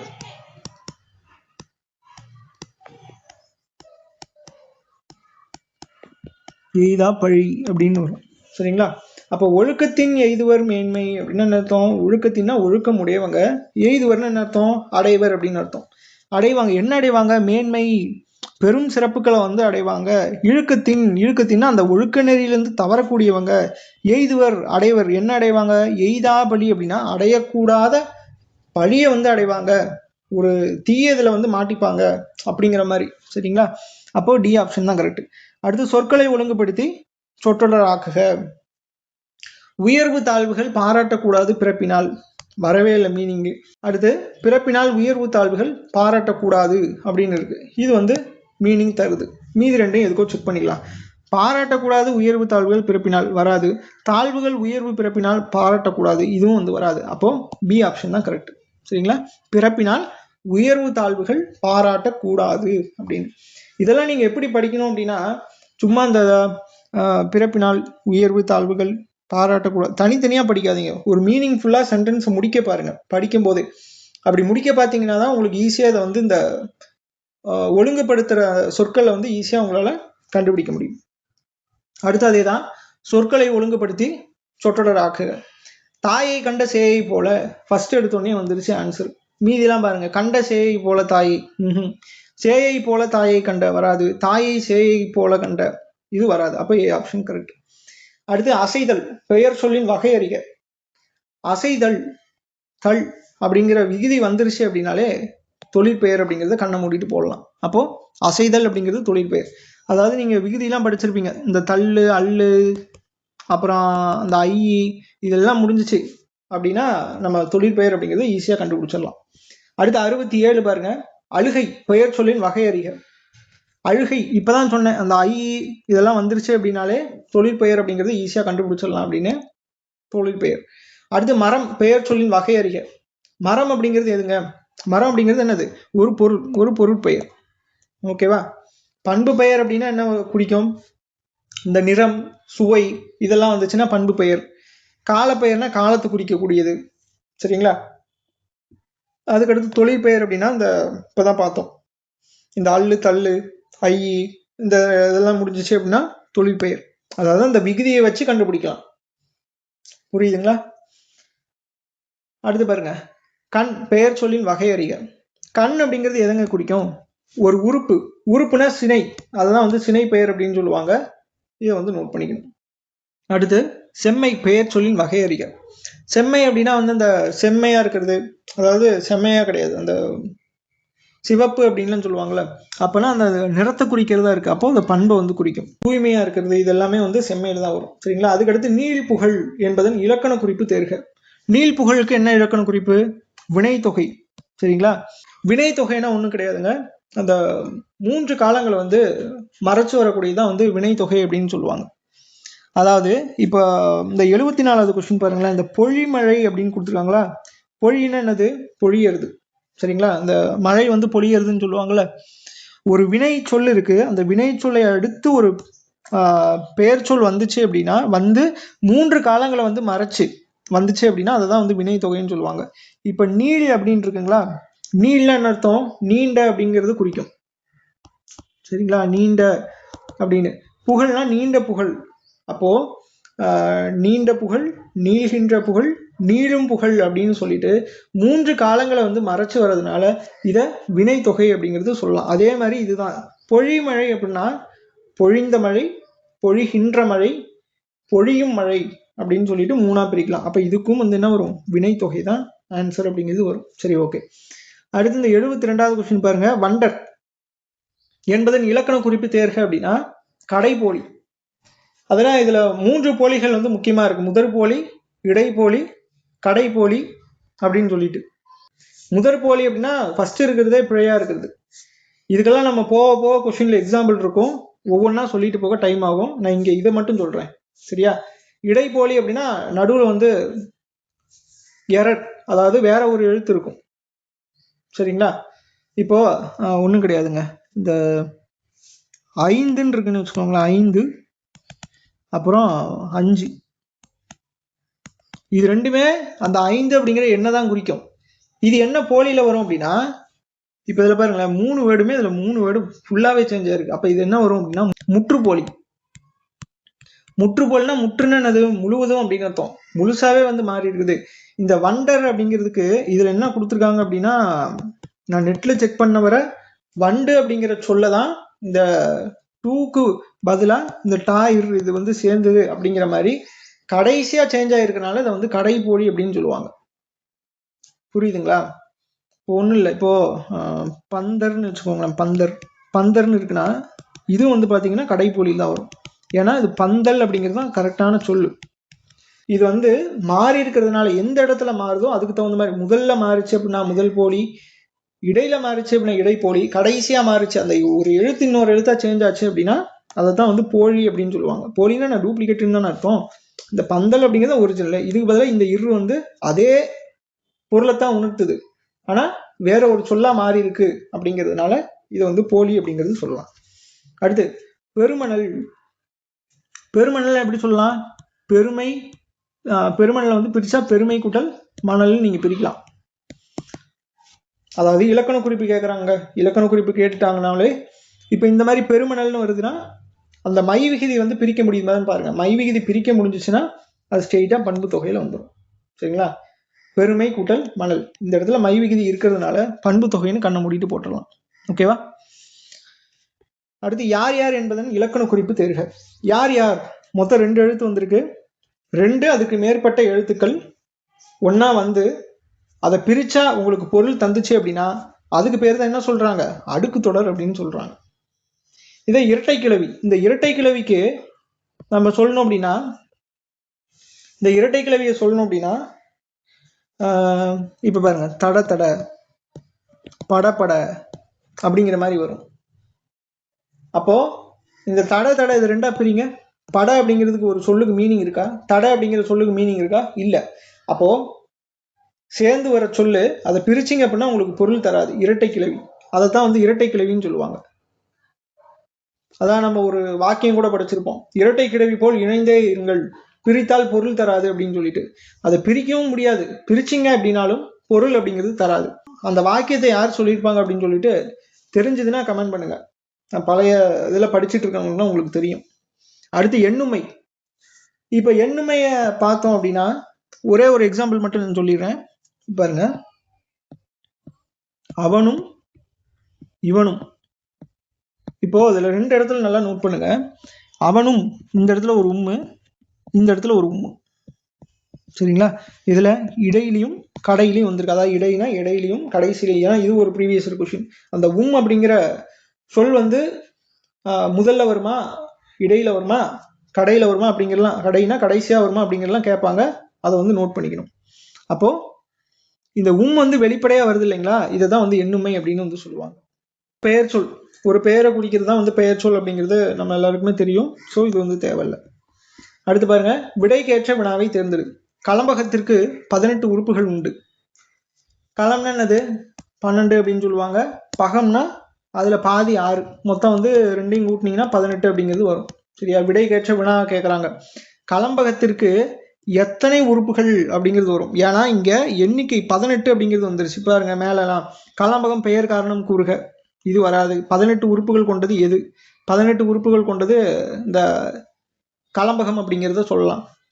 மேக்சிமம் வந்து பாத்தீங்க அப்படின்னா இங்க இருக்கக்கூடிய அந்த மேல இருக்கக்கூடிய சென்டென்ஸ் வந்து பூர்த்தி அடைகிற மாதிரி கீழே இருக்க சென்டென்ஸ் வந்து இருக்கணும். அப்படிதான் மேக்சிமம் வந்து இருக்கும். இப்போ இதுல பாருங்களேன், களம்பகத்திற்கு 18 உறுப்பு, எத்தனை உறுப்புகள் அப்படின்னா 18 உறுப்புகள் உண்டு வந்துருச்சுங்களா? அப்ப இதுதான் கரெக்ட். களம்பகத்திற்கு அதுக்கடுத்து பாருங்க, கலம்பகத்தின் உறுப்புகள் 18 அப்படின்லாம் கேட்டுக்கிறாங்க. அப்ப இதுவும் வந்து வராது. அடுத்து விடைக்கேற்ற வினாவை தேர்ந்தெடு. சீத்தலை சாத்தனார் பாடிய காப்பியம் மணிமேகலையின் வரலாற்றை கூறுகிறது அப்படின்னு இருக்கு. அப்ப இதுல இருந்து என்ன வரும்? மணிமேகலையின் ஆசிரியர் யார்? இது வராது. மணிமேகலை ஐம்பெருங்காப்பியங்களில் ஒன்றா? இதுக்கு அதுக்கு சம்மந்தமே இல்லை. சீத்தலை சாத்தனார் பாடிய காப்பியம் இது, இதுவும் வந்து வராது.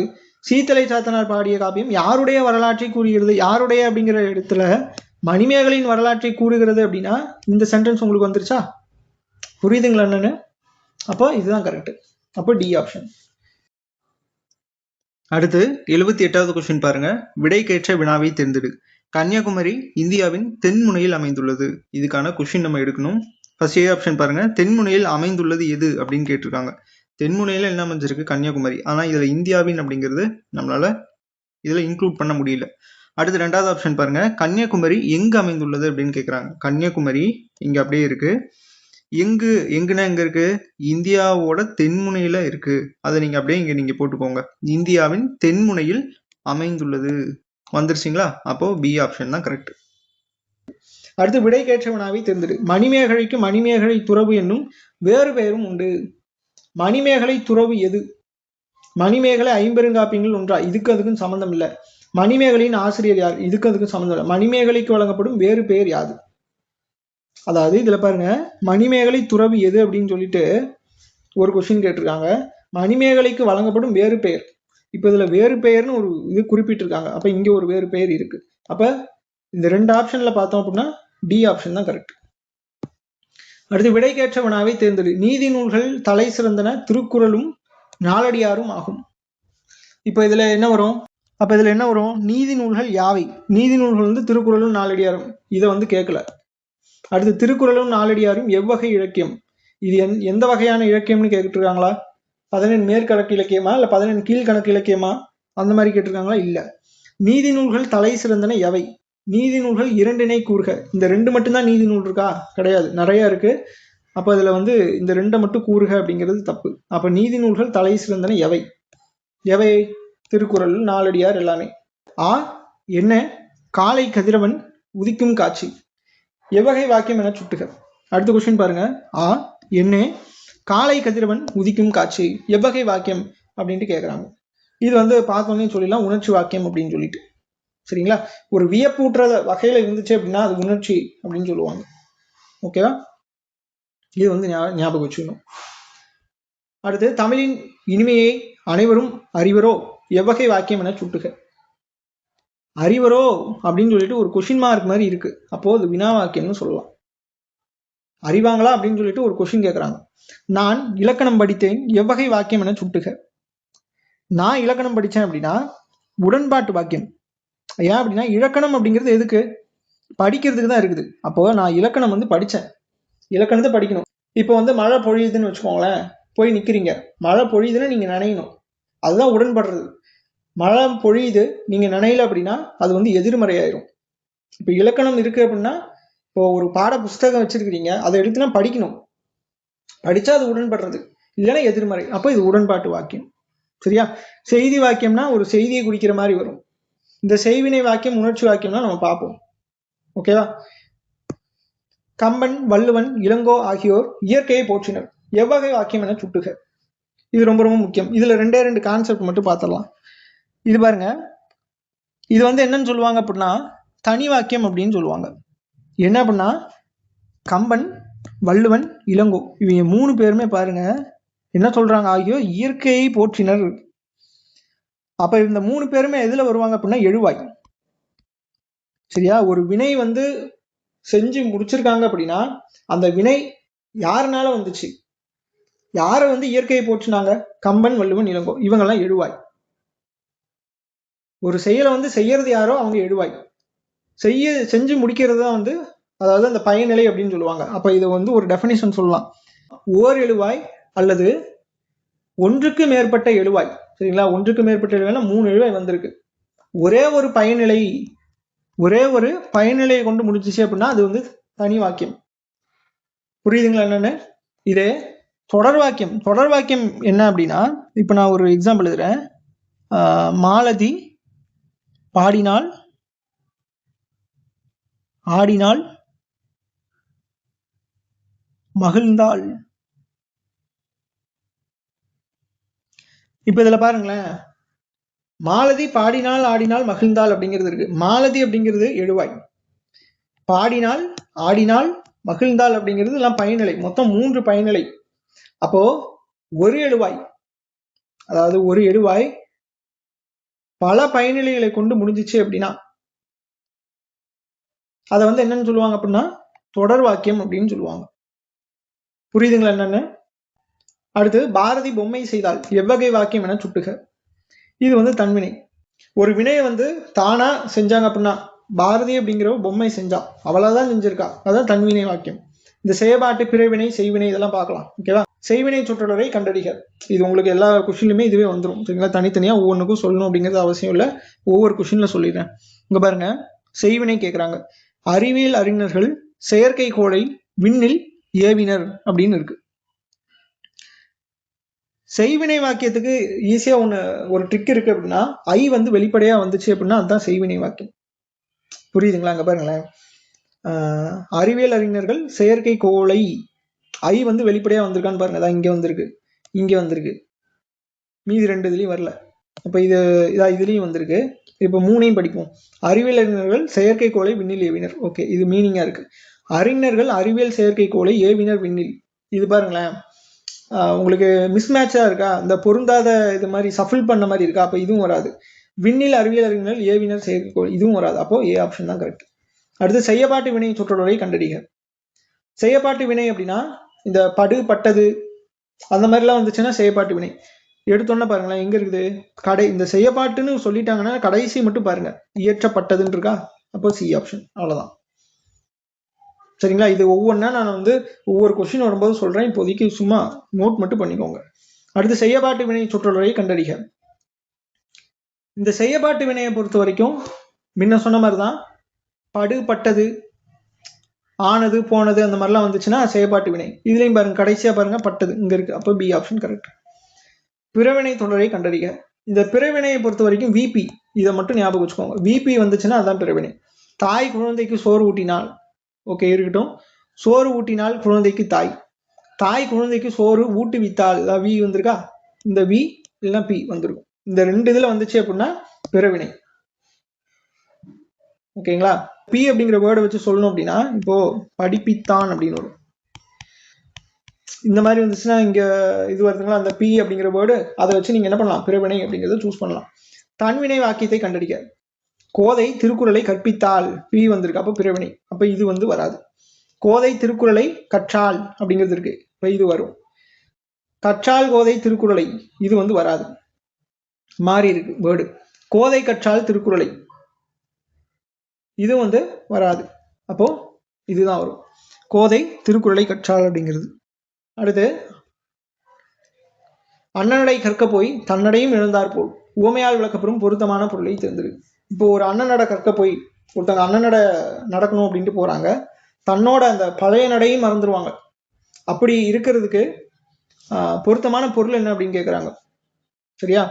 இந்த சொல்ல கொடுத்துட்டு இதுக்கு உண்டான பொருள் என்ன அப்படின்னா இழப்பு. ஏன்னா இழந்துட்டாங்க, தன்னோட பழைய நடையும் இழந்துட்டாங்க அண்ணனோட கற்க போய்.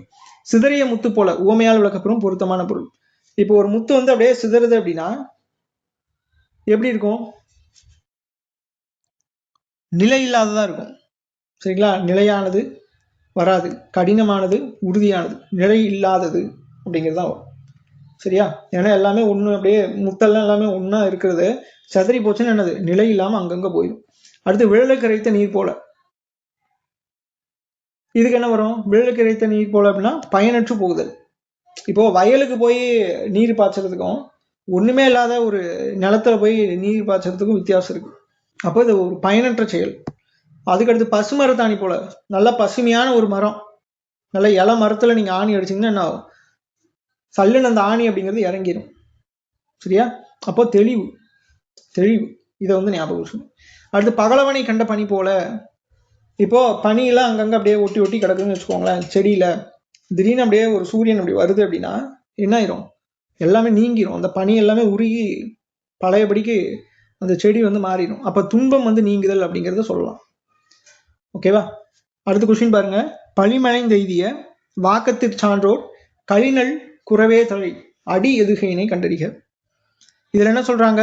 அடி எதுகை. அடினா வந்து மேலையும் கீழையும் அப்படிங்கிறத பார்க்கணும். எதுகைன்னா என்ன அர்த்தம்? எது கை? உங்களுக்கு கை எத்தனை கை இருக்கு? 2 கை இருக்கு. அப்போ இரண்டாம் எழுத்தை வந்து நீங்க பார்க்கணும். நாங்க பாருங்க லி லி வருதுங்களா? அப்போ பழிமனை கழிநல் அப்படிங்கிறது இது வந்து பாத்தீங்க அப்படின்னா ஒரு குறள் தான். இந்த குறளுக்கு மீனிங் என்ன அப்படின்னா, தீய வழியில நம்ம செல்வம் வந்து திரட்டி நம்ம நல்ல ஒரு செல்வந்தரா இருக்கிறத காட்டிலுமே வறுமையில நம்ம சான்றோனா இருந்துட்டு போயிடலாம். அதாவது நீங்க நேர்மையா இருக்கீங்க ஆனா வறுமையா இருக்கீங்க அப்படின்னா அதுதான் பெருசு. நீங்க தீய வழியில பெரிய ஒரு செல்வந்தரா இருக்கிறத விட இதுதான் வந்து சிறந்தது அப்படிங்கிற மாதிரி இந்த திருக்குறளோட மீனிங் வந்து சொல்லி இருந்திருப்பாங்க. இதை வந்து பார்த்து வச்சுக்கோங்க. அடுத்து பாருங்க. மனையகம் புகுந்து மணிமேகலை தான் சீர்மோனையை தருக அப்படின்னு சொல்றாங்க. நம்ம முன்ன ஒரு கொஸ்டின் பார்த்தோம், அடி எதுகை அப்படின்னு நினைக்கிறேன். சரிங்களா? அடினா வந்து ஒரு 2 லைன் வந்து கொடுத்துருப்பாங்க. நம்ம மேலையும் கீழையும் செக் பண்ணோம் அப்படின்னா அது வந்து அடியில் வந்துடும். இது என்னது அப்படின்னா சீர்மோனைனா ஒரே லைன் தான் கொடுத்துருப்பாங்க. இந்த லெஃப்ட் டு ரைட்டு நீங்கள் பார்க்க வேண்டியதான். சரியா? சரி பாருங்க. மோனை அப்படின்னா எதுகை அப்படின்னு என்ன பார்த்தோம்? செகண்ட் லெட்டர் வந்து ஒரே மாதிரி இருக்கிறது எதுகை அப்படின்னு நம்ம அந்த கையை வச்சு சொல்லியிருந்தோம் ஷார்ட்கட்டு. மோனை அப்படின்னா இந்த மோனோ அப்படின்னா என்னன்னு சொல்லுவாங்க? சிங்கிள் அப்படின்னு சொல்லுவாங்களா? அதான் ஃபர்ஸ்ட் எழுத்து வந்து ஒன்றி வருவது. அப்போ இதில் பாருங்க ஃபர்ஸ்ட் எழுத்து எங்கெங்க ஒன்றி வந்திருக்கு? இந்த இடத்துல மா பாருங்க, மா ஏதாவது ஒன்றி வந்திருக்கா? இங்க இருக்கு. அப்போ மனையகம் ஒன்று, அதுக்கடுத்து மணிமேகலை தான் அது ஒன்று. அப்போ பி ஆப்ஷன் தான் கரெக்ட். அடுத்து பாருங்க. பல்சான்றீரே சீர்மோனையை கண்டறிக. இந்த பாட்டு நீங்க எங்கேயோ நம்ம புக்லயே பார்த்த மாதிரி இருக்கும். என்ன அப்படின்னா புறநானூறு பாட்டு. சரிங்களா? புறநானூறு பாட்டு யார் எழுதியிருப்பாங்க? அது நரி வெறுவு தலையார் அப்படிங்கிறவங்க எழுதியிருப்பாங்க. நரியருவு தலையார். இதுவே வந்து ப்ரீவியஸ் ஒரு கொஸ்டின் தான். இதை வந்து பார்த்துக்கோங்க. சீர்மோனை இதே தான். சீர்னது ஒரே இதுதான் கொடுத்துருப்பாங்க. லெஃப்ட் டு ரைட் பார்க்கணும். மோனை அப்படின்னா ஃபர்ஸ்ட் லெட்டர் வந்து ஒன்றி வருது. இதில் பாருங்க இங்கே ஒரு பா இருக்கு, இங்கே ஒரு பா இருக்கு. அப்போ பல்சான் இதுதான். அப்போ ஏ ஆப்ஷன் தான் கரெக்ட். அடுத்த கொஸ்டின் பாருங்க. புதர்களை நாம் அழிப்பதிலே மகிழ வேண்டும், புத்துலகை உருவாக்க முயல வேண்டும், அடி இயைபினை கண்டறிக. ஃபர்ஸ்ட் இந்த பாட்டு வந்து யார் எழுதுனதுன்னு பார்த்துடலாம். யார் எழுதியிருப்பாங்க அப்படின்னா பாரதிதாசன் வந்து எழுதியிருப்பார். எதில் எழுதியிருப்பாங்க அப்படின்னா புதியதோர் உலகம் செய்வோம் அப்படிங்கிற ஒரு இதுல இருந்து ஒரு கவிதை இதுல இருந்து எழுதியிருப்பாங்க. சரிங்களா? ஒரு தலைப்பு புதியதோர் உலகம் செய்வோம். இது வந்து புக்கா இல்லை கவிதையா என்னன்னு தெரியல. இதை வந்து பார்த்துக்கோங்க. சரிங்களா? இது தெரிஞ்சிச்சு அப்படின்னா கமெண்ட் பண்ணுங்க. ஓகேவா? இதில் என்ன சொல்றாங்க? அடி இயைபு. அடினாலே மேலையும் கீழையும் நம்ம பார்க்கணும். இயைபு அது என்ன இயைபு அப்படின்னா நம்ம ஃபர்ஸ்ட் பார்த்தோம் எதுகை அப்படின்னா வந்து கையை வச்சு அந்த இரண்டாம் எழுத்து ஒன்றி வர. மோனை அப்படின்னா ஃபர்ஸ்ட். சரிங்களா? இப்போ இங்க இயைபு அப்படின்னா லாஸ்ட் எழுத்து. சரிங்களா? கடைசி லெட்டர் வந்து ஒரே மாதிரி இருக்கணும். இப்போ கடைசி லெட்டர் பாருங்களேன், இந்த வேண்டும் இம்மு ஒரே மாதிரி வருதுங்களா? அவ்வளோதான். அப்போ டி ஆப்ஷன் 99க்கு.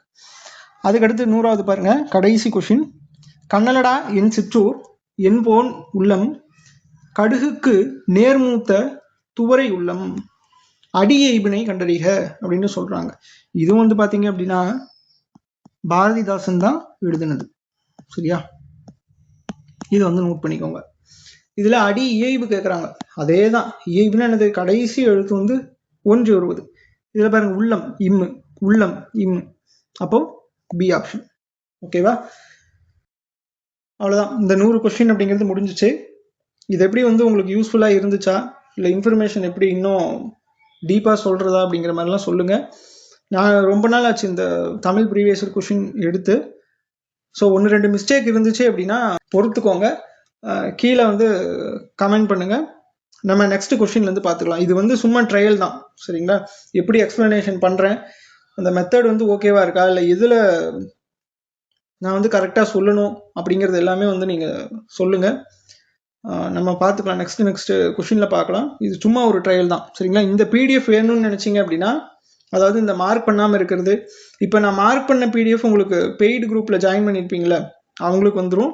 மார்க் பண்ணாமல் இருக்கிறது வந்துடும். சரிங்களா? ஆல்ரெடி உங்களுக்கு ஒரு 10 கொஸ்டின் வந்து அனுப்பிச்சாச்சு. அதாவது மார்க் பண்ணது நான் சொல்கிறேன், அனுப்பிச்சாச்சு. ஏப்ரல் 1லேருந்து இந்த கொஸ்டின் எல்லாமே உங்களுக்கு பெய்டு குரூப்பில் வந்துடும். இந்த எக்ஸ்பிளனேஷனோட பிடிஎஃப்பும் உங்களுக்கு வந்து பெய்டு குரூப்பில் வந்துடும். சரிங்களா? நீங்கள் இதை பார்த்து ஜெராக்ஸ் எடுத்து படிச்சுக்கிட்டாலும் சரி, இல்லை நீங்கள் ஜெராக்ஸ் எடுத்து நீங்கள் டெஸ்ட் போடுவீங்க இல்லையா, அப்போ நான் சொல்கிற எக்ஸ்பிளனேஷன் எல்லாத்தையும் நீங்கள் எழுதிட்டு வந்துட்டாலே திருப்பி நீங்கள் அதை பார்த்தாலே போதும், ஓரளவுக்கு தமிழில் நம்ம ஸ்கோர் பண்ணிடலாம். சரிங்களா?